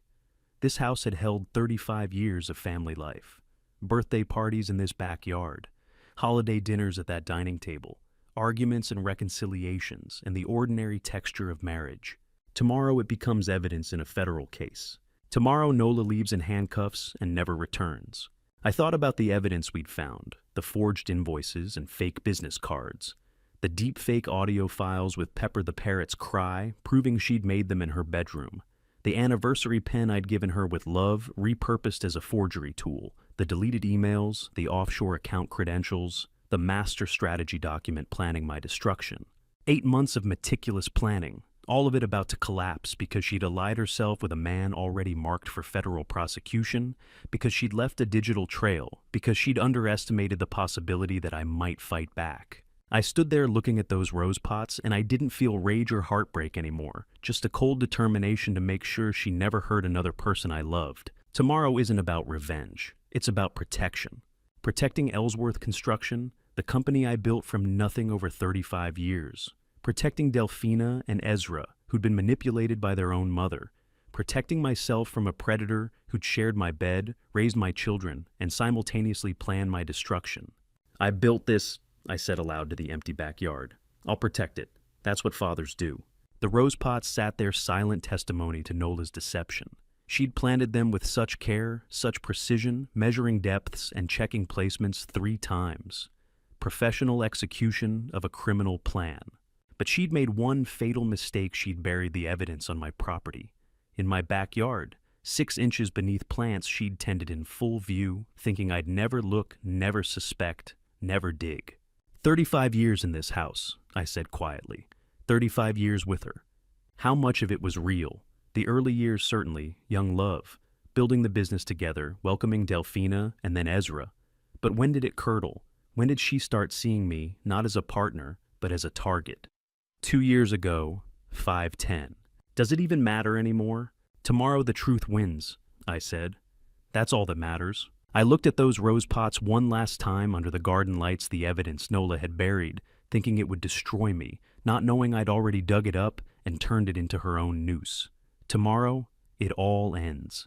Not Nola's way, walking free with my company and my money. My way with her in handcuffs and my family safe. I walked back inside at nearly 2 a.m. and climbed the stairs to my bedroom. Tomorrow, Friday, would arrive in less than 6 hours. Friday morning came faster than I expected. Friday morning, 7 o'clock, the 3 of us sat at the kitchen table eating breakfast in silence, each of us knowing that in 2 hours our family would never be the same. I'd slept maybe 3 hours after my backyard vigil, waking at 6 to find Delphina and Ezra already in the kitchen, coffee brewing, the kind of breakfast you eat when you need fuel but can't taste anything. Scrambled eggs, toast, orange juice. Nobody spoke beyond necessary words. "It's coffee," Delphina asked. "Please." "More eggs," Ezra offered. "I'm good." We ate in absolute concentration and heavy silence, checking watches, phones on the table, face up, waiting for the scheduled hour to arrive. At 7:30, sharp Ezra stood. He walked around the table to where I sat, leaned down and kissed my forehead, something he hadn't done since he was maybe 8 years old, before boys learn they're supposed to stop showing affection that way. "I love you, Dad," he said, "no matter what happens today." My throat tightened. "I love you too." "I'll be at the office. Phone on." He picked up his keys, waiting for the signal. Delphina stood as well, carrying her laptop toward my study. "We're ready. Everything's in place." Then let's see this through," I said. Ezra left through the front door. Delphina disappeared into the study, closing the door halfway. I poured another cup of coffee, opened the newspaper I'd already read online, and waited for Nola to wake. The house settled into morning quiet. I could hear Delphina typing in the study, the low hum of traffic outside, the tick of the wall clock, marking each minute until 8 o'clock. At exactly 8, Nola's bedroom door opened. She emerged in a silk robe, hair perfect, despite supposedly just waking, makeup already applied. She smiled when she saw me at the table. "Good morning," she said, pouring coffee into her favorite mug. "You're up early?" "Couldn't sleep. Work stress." "You work too much." She sat across from me, that familiar domestic arrangement we'd occupied thousands of times. "You know what I'm thinking of, staying home all day instead of my usual Friday errands." We could have lunch together. Wouldn't that be lovely? I looked up from the newspaper, meeting her eyes. The performance was flawless, genuine warmth, spontaneous suggestion, the loving wife wanting to spend quality time with her husband. Now that sounds perfect, I said, forcing warmth into my voice. I'd like that. Good. She reached across the table to touch my hand, her fingers warm against mine. Just need to handle a few emails first in my workspace, maybe an hour or so. Then the day is ours. Take your time. She stood, coffee mug in hand, and walked toward the hallway that led to her private workspace, the small room she'd claimed 2 years ago for her meditation and personal correspondence. I returned to the newspaper, though I wasn't reading a single word. The clock read 8:15, 45 minutes until her planned strike. I watched my wife of 35 years pour coffee and smile at me, and felt nothing but the cold certainty that this performance would end within the hour. At 8:30, I set down the newspaper and moved quietly through the house. Delphina sat in the study dual monitors, displaying financial systems and email logs, everything ready for immediate documentation. She glanced up as I passed, gave a single nod. I continued down the hallway.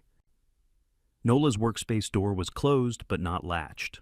Through the narrow crack, I could see her seated at her desk, a laptop I didn't recognize, sleeker than our home computer, unfamiliar, clearly kept somewhere I'd never thought to look. I positioned myself against the wall where I could watch without being seen. 8:35. She opened a desk drawer, extracted a small USB drive, inserted it into the laptop, clicked through folders. 8:40. She opened her email client, not her usual account, but the anonymous one Delphina had found in the logs. procure.solutions.az@gmail.com. She began composing a new message. I watched her type the recipient address fraud, .investigations@azeconomics.acurity.gov. Subject line, urgent report, construction fraud, Henderson Plaza, project Phoenix, Arizona. 8:43. She attached files from the USB drive. I couldn't see the file names, but I knew what they were. The forged invoices, the fake bank statements, the fabricated audio files, all the manufactured evidence she'd spent 8 months creating. She typed rapidly in the message body. I caught fragments through the crack. Systematic fraud, substandard materials, false invoicing, Sterling Ellsworth owner, evidence attached. 8:45. Her hand moved to the mouse. The cursor hovered over the send button at the bottom of the screen. She paused, reread the email, adjusted a sentence, checked the attachments again. This has to look perfect, she muttered to herself. One last check. My phone vibrated silently in my pocket. I pulled it out carefully, glanced at the screen. Ezra, Dad, you ready? I switched to the group text thread. Delphina had already responded. Everything documented, waiting for your signal. Through the crack, I watched Nola's cursor move back to the send button. Her finger, the mouse, the send button. 2 clicks away from her own destruction. She took a breath, straightened her shoulders, moved the cursor to send. I typed a single word to Ezra and Delphina now. Nola's finger hovered over the send button, her eyes scanning the accusation email one final time before she'd transmit it to the Arizona Attorney General's Office Financial Crimes Division. My phone buzzed silently in my pocket. Ezra's confirmation that he'd received my signal, that everything was coordinated. I pushed the door open and walked into Nola's workspace, gripping the TV remote tightly, and watched 35 years of lies crumble in real time. Nola's head snapped up from her laptop finger, still hovering over the mouse. The fraud report email sat on screen, ready to send, my name prominently featured in the subject line. "What are you doing?" she asked, her voice tight. "Sterling, I'm in the middle of something." I pressed a button on the remote. The large television screen in the living room, visible through her workspace doorway, flickered to life, mirrored from Delphina's laptop in the study. Surveillance footage filled the screen. Nola and Alonzo Trent entering a Phoenix hotel on a Tuesday afternoon in October, timestamp visible in the corner. Both of them walking close, his hand on the small of her back. Virgil Hampton's watermark at the bottom of the frame. The video cut to a second clip. The same 2 people at an upscale restaurant leaning across a table in intimate conversation. September. Third clip. Nola entering the Desert Star Materials LLC office building in Tempe, meeting Alonzo inside the lobby. August.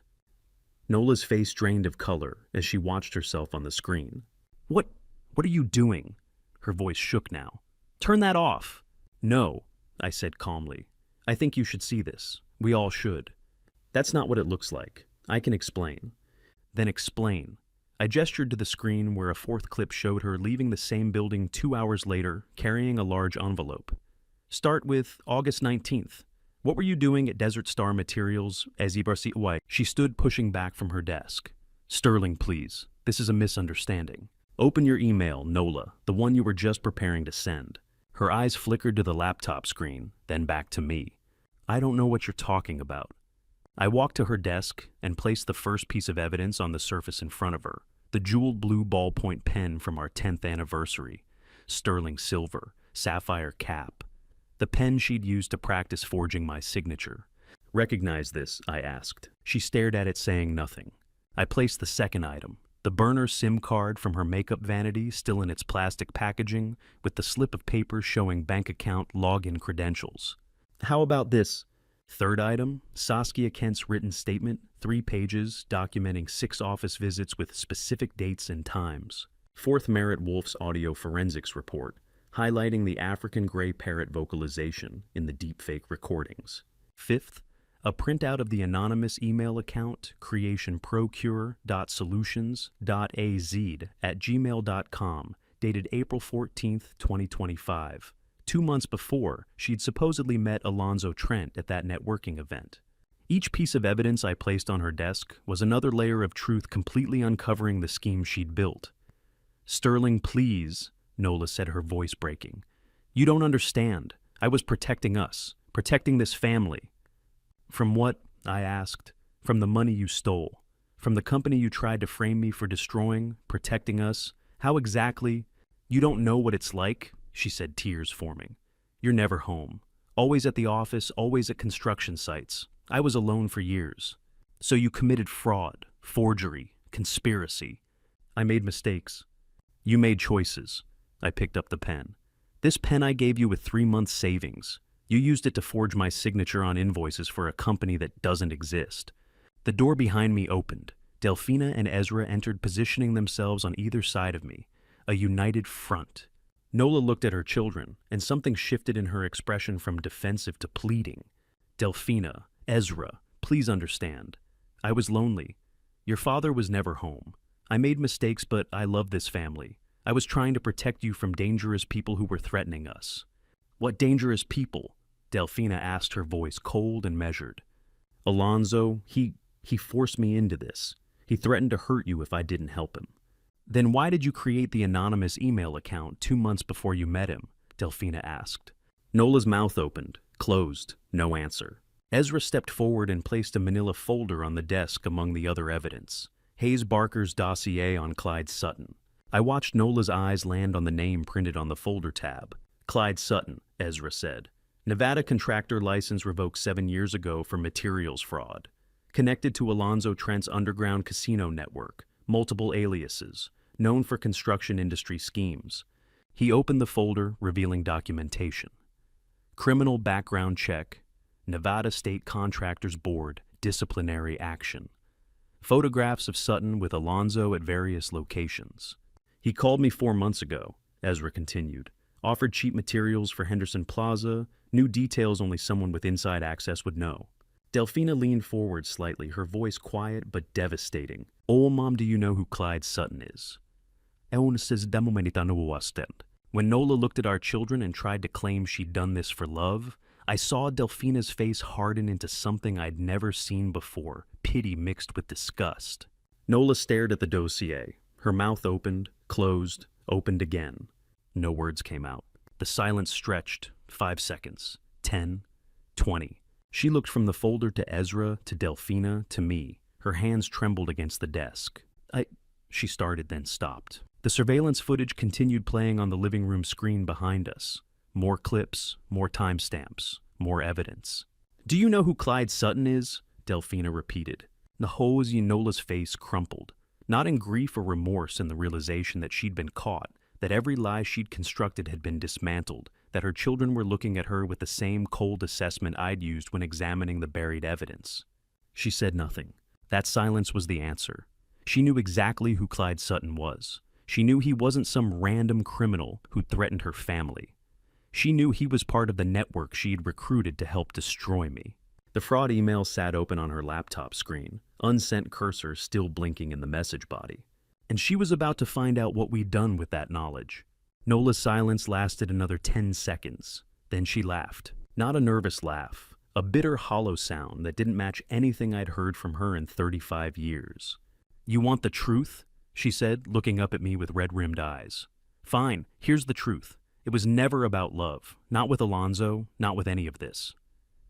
"Then what was it about?" I asked. She gestured at the evidence spread across her desk. The pen, the SIM card, the surveillance footage still playing on the living room screen. Money, gambling, the one thing I was good at that you never knew about. Her voice cracked. $300,000 over 3 years sterling. That's what I took from you, from us. From the joint accounts, the business expense reports, every place I could skim without you noticing. Delphina's sharp intake of breath behind me was the only sound in the room. 300,000. Nola continued, the words spilling out now, like a dam had broken. Started small in 2022, a few thousand here and there. Offshore casino sites, high-stakes poker. I was good at it, good enough to win sometimes. But the losses, they kept mounting. And Alonzo, Ezra asked, his voice tight. "He wasn't my lover," Nola said with another bitter laugh. "He was my dealer, his casino, his connections, his network. Every romantic dinner you saw in that surveillance footage, debt negotiations. Every hotel meeting, money drops. I owed him everything, and he owned me." I watched her hands shake as she spoke, the same hands that had held mine on our wedding day, that had cradled our newborn children, that had signed my name on withdrawal slips while I slept upstairs. 33 years of touch, and I'd never felt the theft beneath it. "You never noticed," Nola said, looking directly at me. "Because you never looked. You were always at the office, always at construction sites, always building your empire. I could have stolen $1 million and you wouldn't have known. So you framed me," I said. "Forged invoices, fake audio, buried evidence in the backyard, all of it to what? To walk away clean." "To save myself," she snapped. "Alonzo wanted his money, all of it. And when I couldn't pay, he suggested an alternative arrangement. Help him take down Ellsworth Construction, liquidate it through Clyde Sutton's shell company, and my debt disappears." "You were going to send me to prison," Delphina said, her voice shaking with contained fury. "You were going to destroy Dad's reputation, his company, everything he built, to survive," Nola shouted. "You don't understand what it's like to owe that kind of money to people like that. They don't just take your assets, they take everything." The doorbell rang. Desmond Caldwell stood on the front porch with 2 federal agents in dark suits. I'd texted him 15 minutes earlier, the signal we'd arranged. I led them into the living room, where Nola could see them through the workspace doorway. Her face went white. "Nola Ellsworth," the lead agent said, stepping into her workspace and displaying his federal badge. "I'm Special Agent Vance with the FBI Financial Crimes Division. We have a federal warrant for your arrest, signed by a United States magistrate judge for wire fraud, embezzlement, and conspiracy to commit fraud." The second agent moved behind her, pulling handcuffs from his belt. Nola looked at me, then at Desmond, then at our children. "Sterling, please," she whispered. "We can work this out. I'll pay it back. You have the right to remain silent," Agent Morrison continued. The handcuffs clicked into place. Desmond stepped forward, his expression professional and cold. "Mrs. Ellsworth, you should also know that Alonzo Trent has been in federal custody since Wednesday. He provided evidence of your financial crimes in exchange for reduced sentencing on his own money laundering charges." Nola's head snapped up. "What?" "Mr. Trent cut a deal with the FBI," Desmond said. "The moment federal investigators approached him about his casino operation, he gave them everything. Bank records, communication logs, your payment history. He's been cooperating for 3 weeks. The color drained from Nola's face completely. She looked like she might collapse. He betrayed me." "There was never anything to betray," Desmond said. "It was always a transaction, and when the price was right, he sold you out." Desmond had warned me this would feel hollow. Victory without triumph, justice without joy. He was right. I didn't feel vindicated. I felt old. Old and tired and strangely lighter, like I'd been carrying her secrets alongside my own for years. The agents led Nola toward the front door. She looked back once at Delphina and Ezra, her face crumpling. "I'm sorry," she said. "I'm so sorry." Neither of them responded. I followed the procession to the front door. The morning sun streamed through bright and clear, despite everything that had just happened. A federal vehicle sat in our driveway where Nola's car usually parked. They put her in the back seat, careful with her head, as she ducked inside. The door closed with a solid thunk. Agent Morrison handed me a business card. "We'll need formal statements from you and your children. Mr. Caldwell has the details." "Thank you," I said. The vehicle pulled away, carrying my wife of 35 years toward federal processing arraignment and whatever came after, carrying her away from this house, this family, this life she'd tried to destroy. I stood watching the investigation vehicle drive away. Ezra stepped up beside me on the right, his hand finding my shoulder. Delphina moved to my left, her fingers intertwining with mine. 3 of us, standing firm. The house behind us, our home for 33 years, felt different now. Emptier, yes, but cleaner somehow. The weight of her deception had lifted, leaving only the truth and the 3 people who'd fought to protect it. "Dad," Delphina said quietly. I squeezed her hand. "I'm okay. Are you—" I looked at my children, both of them standing with me on this threshold between the past and whatever came next. "I will be," I said. Ezra's grip tightened on my shoulder. Delphina leaned her head against my arm. We didn't speak after that. We didn't need to. We'd survived the worst together, and we were still standing. This is our home. The divorce papers were already printed when I walked into Desmond's office 3 hours later. After the federal vehicle took Nola away, Delphina and Ezra had insisted on coming with me to Desmond's downtown office. Neither of them wanted to be alone, and neither did I. We sat together in Desmond's conference room. At 1 o'clock Friday afternoon, the city of Phoenix spread out beyond the 14th floor windows. Desmond placed a manila folder on the mahogany table in front of me. Inside, the dissolution of a 35-year marriage reduced to legal language and signature lines. "I drafted these 2 weeks ago," Desmond said. "The moment you brought me the USB evidence, I knew this was coming." I stared at the top page. Petition for dissolution of marriage. My name, Nola's name, irreconcilable differences, fraud. The Arizona Superior Court seal at the top. Arizona law permits full asset protection when spousal fraud is proven. Desmond continued. Nola gets 0 equity in Ellsworth Construction, 0 claim to the house, 0 access to joint accounts. Everything's protected.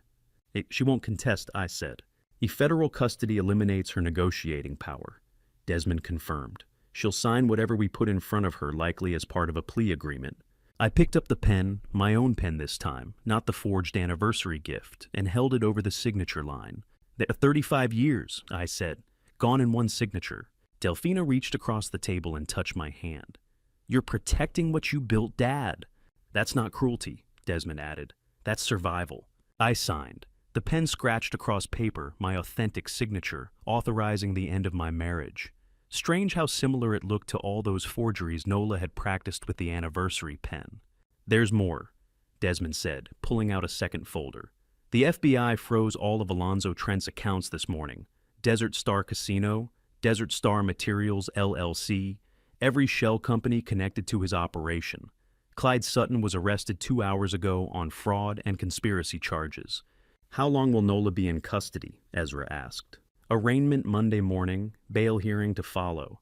Given the amount of money involved and the organized nature of the conspiracy, I doubt she'll make bail." Desmond leaned back in his chair. "Wire fraud carries up to 20 years federal time.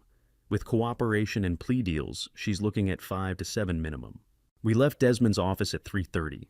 Delphina drove us home in silence, the city passing by in afternoon sunlight that felt too bright for the day we'd had. At 4:30, the 3 of us stood in the backyard around the fire pit, a circle of stone and metal we'd installed 5 years ago for family gatherings that now felt like they'd happened in a different lifetime. Ezra carried a cardboard box filled with duplicate evidence files. Not the originals, those had been turned over to federal authorities, but the copies we'd made for our own documentation. Forged invoices, printed emails, screenshots of fake bank statements. "We don't need these anymore," I said, loading them into the fire pit. Delphina added the printed surveillance photos, careful not to look at her mother's face in the images. Ezra contributed the duplicate audio files burned onto CDs, the discs catching sunlight before they went into the pile. I struck a match. The paper caught quickly, flames spreading through the evidence with hungry efficiency. Smoke rose in a gray column, drifting toward the rose garden, where Nola's hybrid teas still bloomed in their decorative pots. The heat from the fire pit was intense. As the smoke passed over the roses, I watched the petals begin to wilt. The red blooms, so carefully tended, started curling at the edges. Brown spots appeared. Petals loosened and fell. "These roses were always Mom's," Ezra said quietly. "Never really yours." "Just let them die," I said. "We'll plant something honest." We stood there watching evidence burn and roses wither for nearly an hour. Nobody spoke except to occasionally add more paper to the flames.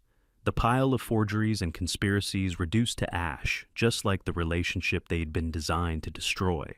The roses curled black at the edges, petals falling, like everything beautiful I thought I'd built with her. By 6 o'clock, the fire had burned down to embers. The rose garden looked decimated, heat-shocked plants with blackened petals scattered across the flagstone patio, like confetti at a funeral. Delphina stood beside me, watching the last flames flicker and die. "Do you regret it, Dad?" she asked. I thought about the question. Regret what exactly? The marriage. The 35 years exposing Nola's crimes, fighting back instead of letting her destroy me. I looked at the burned evidence, at the dying roses, at the 2 children who'd stood beside me through the worst week of my life. "No," I said, "I don't regret it. Not even—" Delphina trailed off, gesturing at the house, the garden, the visible remnants of our family life. "I don't regret finding the truth," I clarified. "I regret the 3 decades I spent defending a fiction. I regret not seeing it sooner, but discovering what she was doing, stopping her protecting you and Ezra and the company." I shook my head. No regret there. A rose petal detached from the nearest plant and drifted to the ground.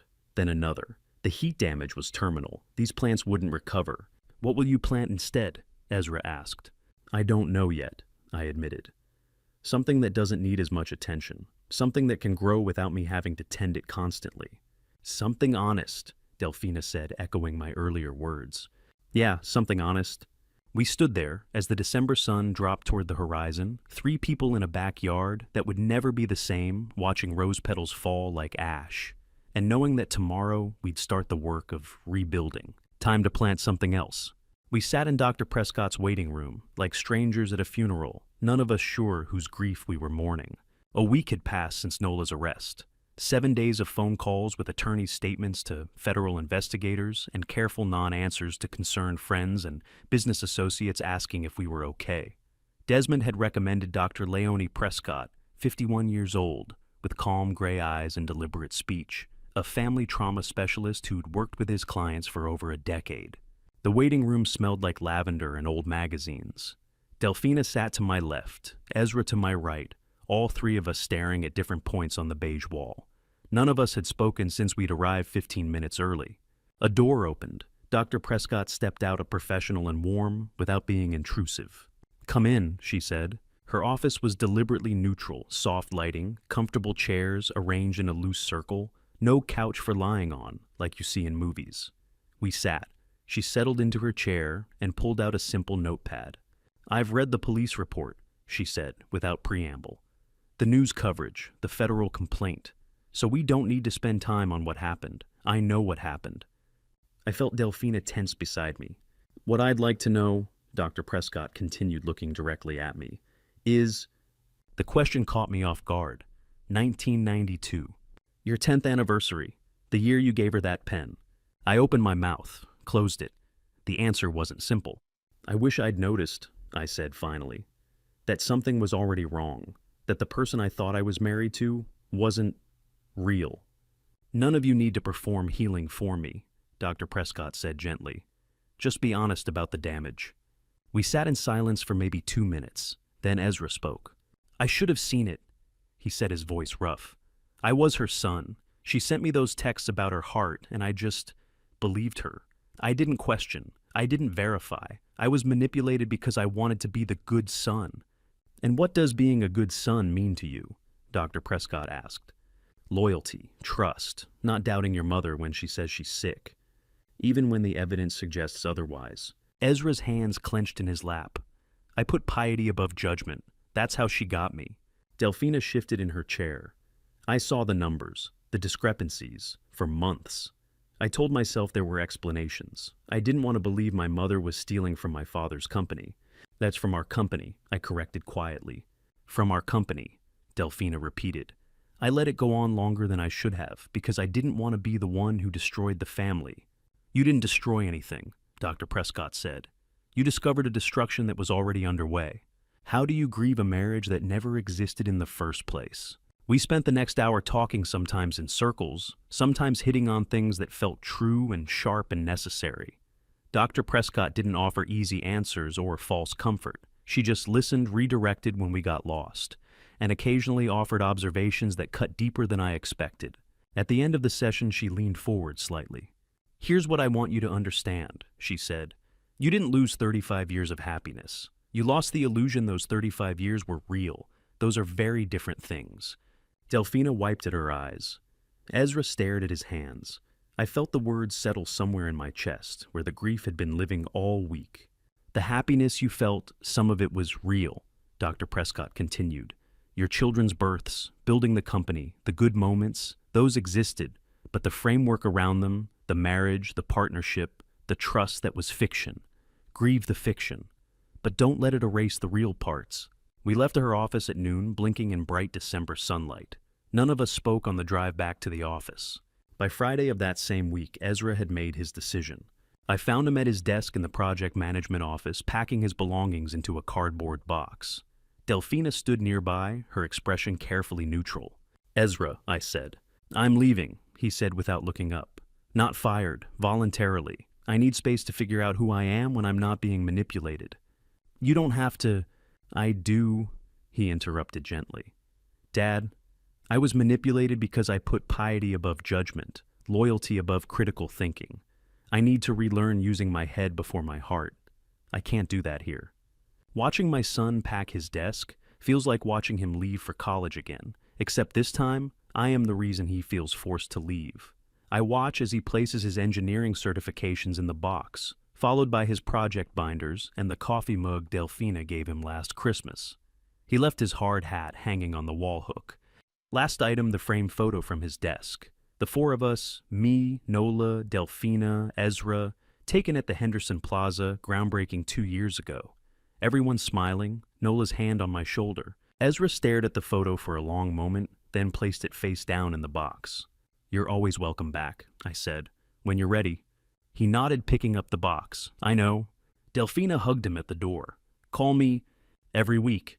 Ezra turned to me, setting the box down one last time. He extended his hand. I shook it, then pulled him into a hug instead. I'm proud of you, I said, for knowing what you need. I learned it from you, he said. Eventually, he picked up the box and walked to the door. Stopped, turned back. They see you on the other side, Dad. I didn't ask which side. I knew. The side where we stop pretending loyalty means silence. The side where family is built on truth instead of obligation. The side where my son becomes the man he needs to be, not the man his mother tried to make him. We'll see you there, I said. He left. The office felt emptier. Delphina stood beside me, both of us, watching the space where he'd been. He'll be okay, she said. I know, I said. We all will be, eventually. 3 years later, I stand at the fence line of an elementary school renovation site, watching my son build something honest. Ezra left Ellsworth Construction in late December 2025. For the first year I heard from him only through Delphina. He'd started working for a small residential contractor, learning the business from the ground up, despite having a decade of project management experience. Second year he called me once a month. Third year he opened his own firm, Ellsworth Remodeling and Repair. Small operation, 4 employees, clean books, honest bids, slow but steady growth. And now, December 2028, he's won the contract to renovate the auditorium and add 3 classrooms to Meadowbrook Elementary School in North Phoenix. I'm watching his crew frame the addition, and I can see everything he's learned in the precision of their work. It's checked the level twice, Ezra calls out to a young man on the ladder. We don't fix mistakes with excuses here. He learned that the hard way. Good. The young man adjusts the beam checks, the bubble level nods. Ezra moves to the next section clipboard and hand-marking measurements. He's wearing work boots and jeans, a company polo shirt with his business logo. Simple, professional, nothing flashy. He notices me standing at the fence and stops. Dad, he says, walking over. Didn't expect you here. Delphina mentioned you won the Meadowbrook contract. Wanted to see how it's going. He smiles, genuinely pleased. Going well. We're 3 days ahead of schedule, actually. Crew's good. Materials came in on time. I look past him at the construction site. Everything organized, clean, professional. You're doing good work, I say. He nods that quiet pride I recognize from looking in mirrors. Thanks. It means a lot coming from you. Watching him work is like watching a bone heal, slow and visible beneath the surface, but stronger at the break point. We stand there for a few minutes, father and son, separated by a chain-link fence and 3 years of necessary distance.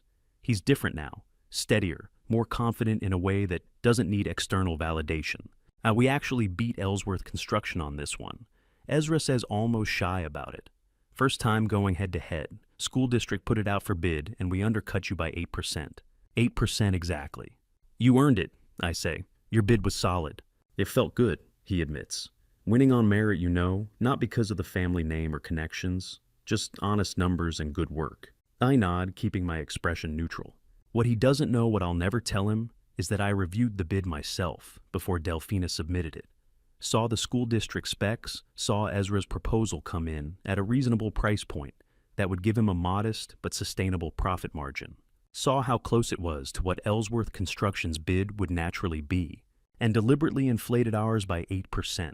Not obvious, not charity, just enough to ensure his company would undercut us while still making it look like he'd simply bid smarter. I made sure Delphina used slightly higher material estimates, added buffer time to the labor hours, built-in contingencies we didn't really need. Ezra's bid was good, genuinely good. He would have been competitive regardless, but I made certain he'd win. And how's business otherwise? I ask. Steady, he says. Mostly residential right now, kitchen remodels, bathroom additions, that kind of thing. This is our first commercial job. If we do it right, could open doors to more school district work. You'll do it right. Yeah, he says quietly. I will. He doesn't know that Delphina provides free cash flow consulting on weekends, reviewing his books and helping optimize his margins without ever taking credit. Doesn't know she steers small commercial opportunities his way when Ellsworth Construction is too busy to take them.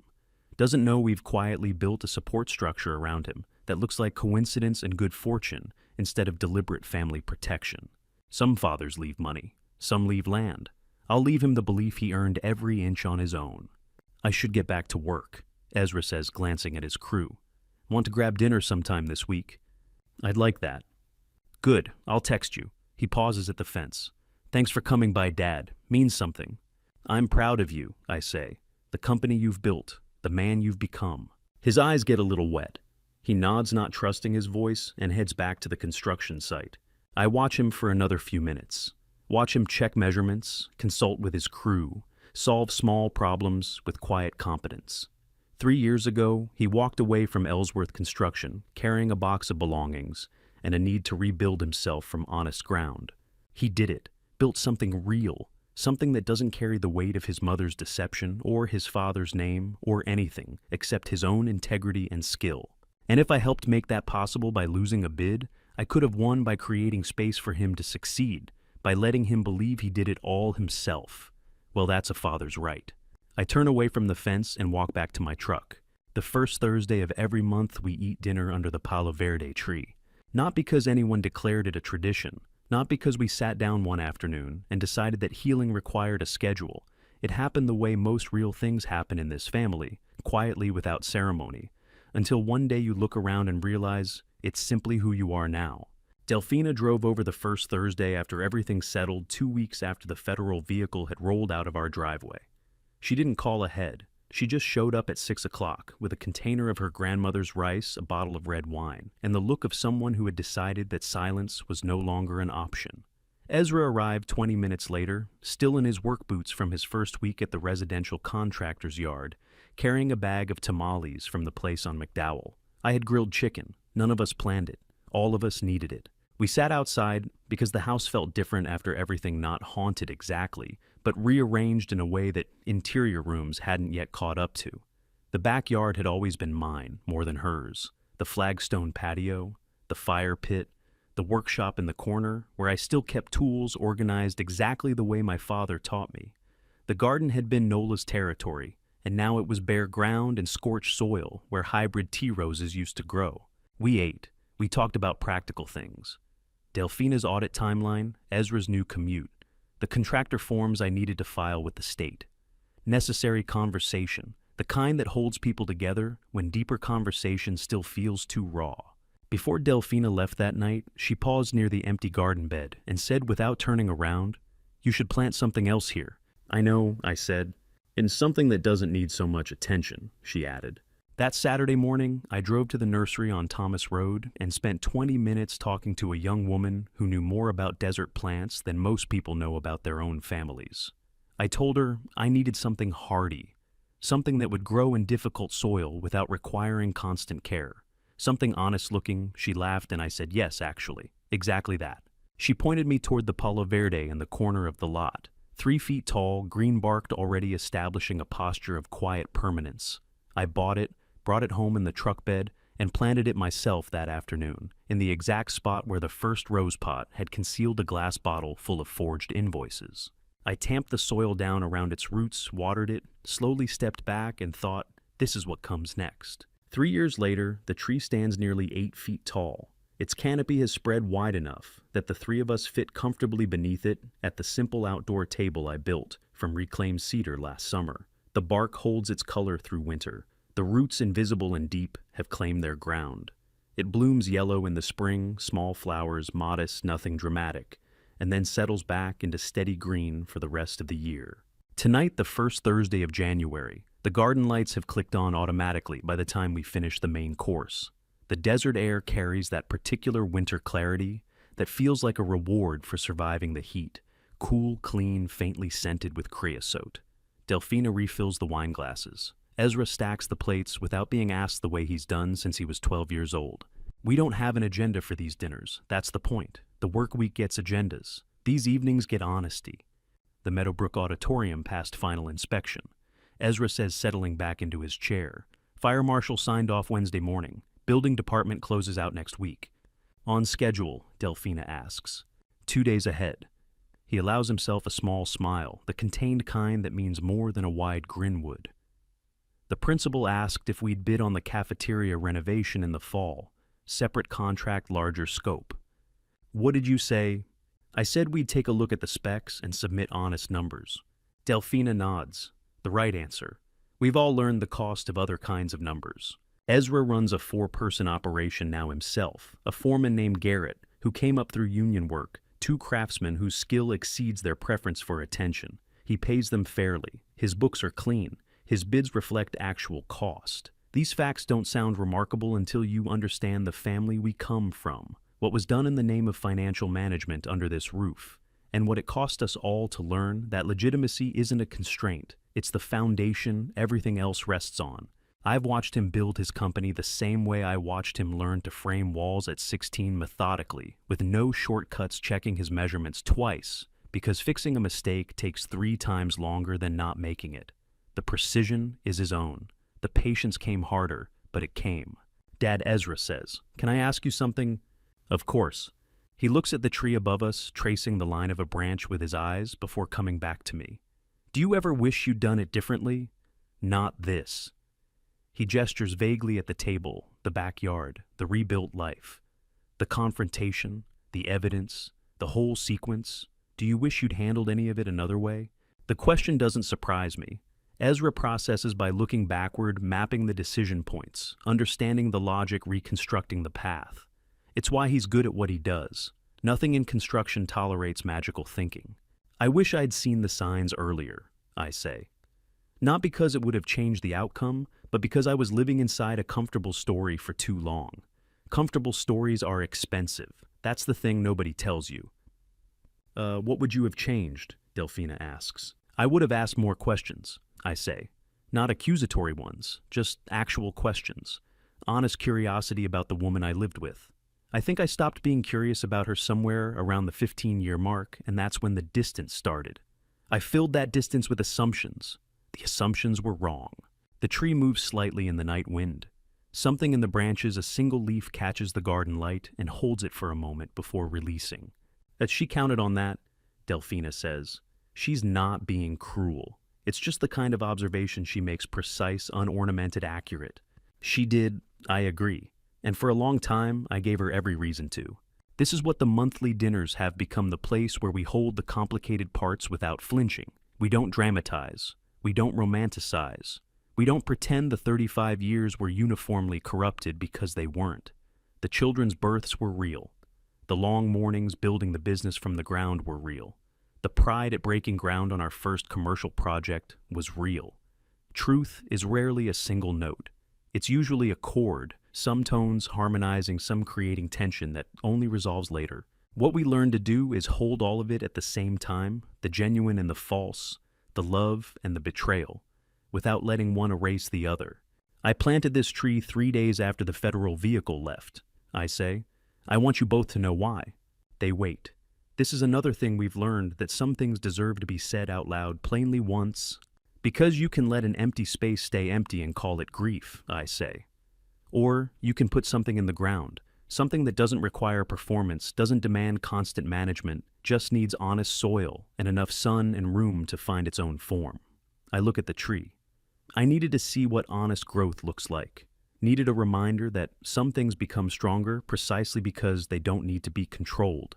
Ezra's hand rests on the table, and I set mine over it briefly, the way I did when he was young and frightened of something, and I wanted to communicate without words that the fear was survivable.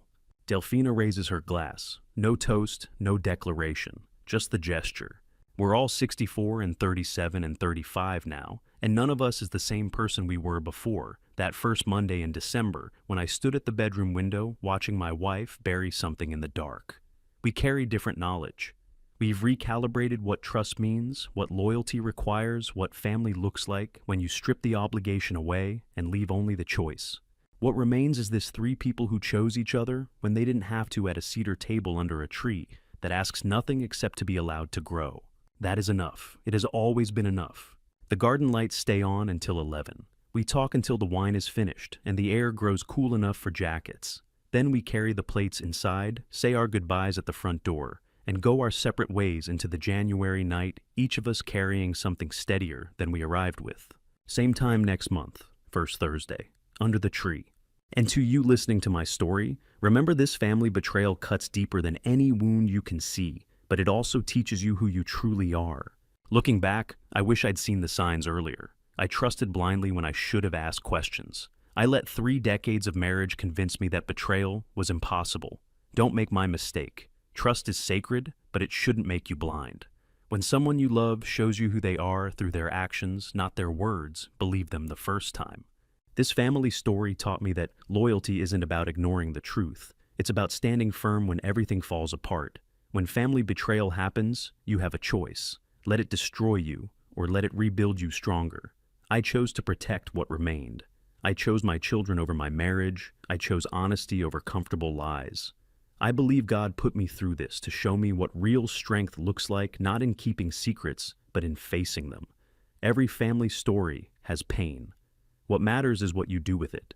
If this family story resonated with you, I'd love to hear your thoughts in the comments. Have you faced family betrayal? How did you handle it?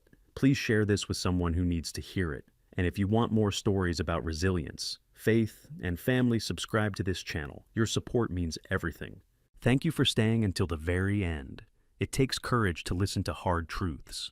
Remember, some details in this story have been adjusted for reflection and storytelling, but the lesson about trust, strength, and choosing truth over comfort is real. God bless you.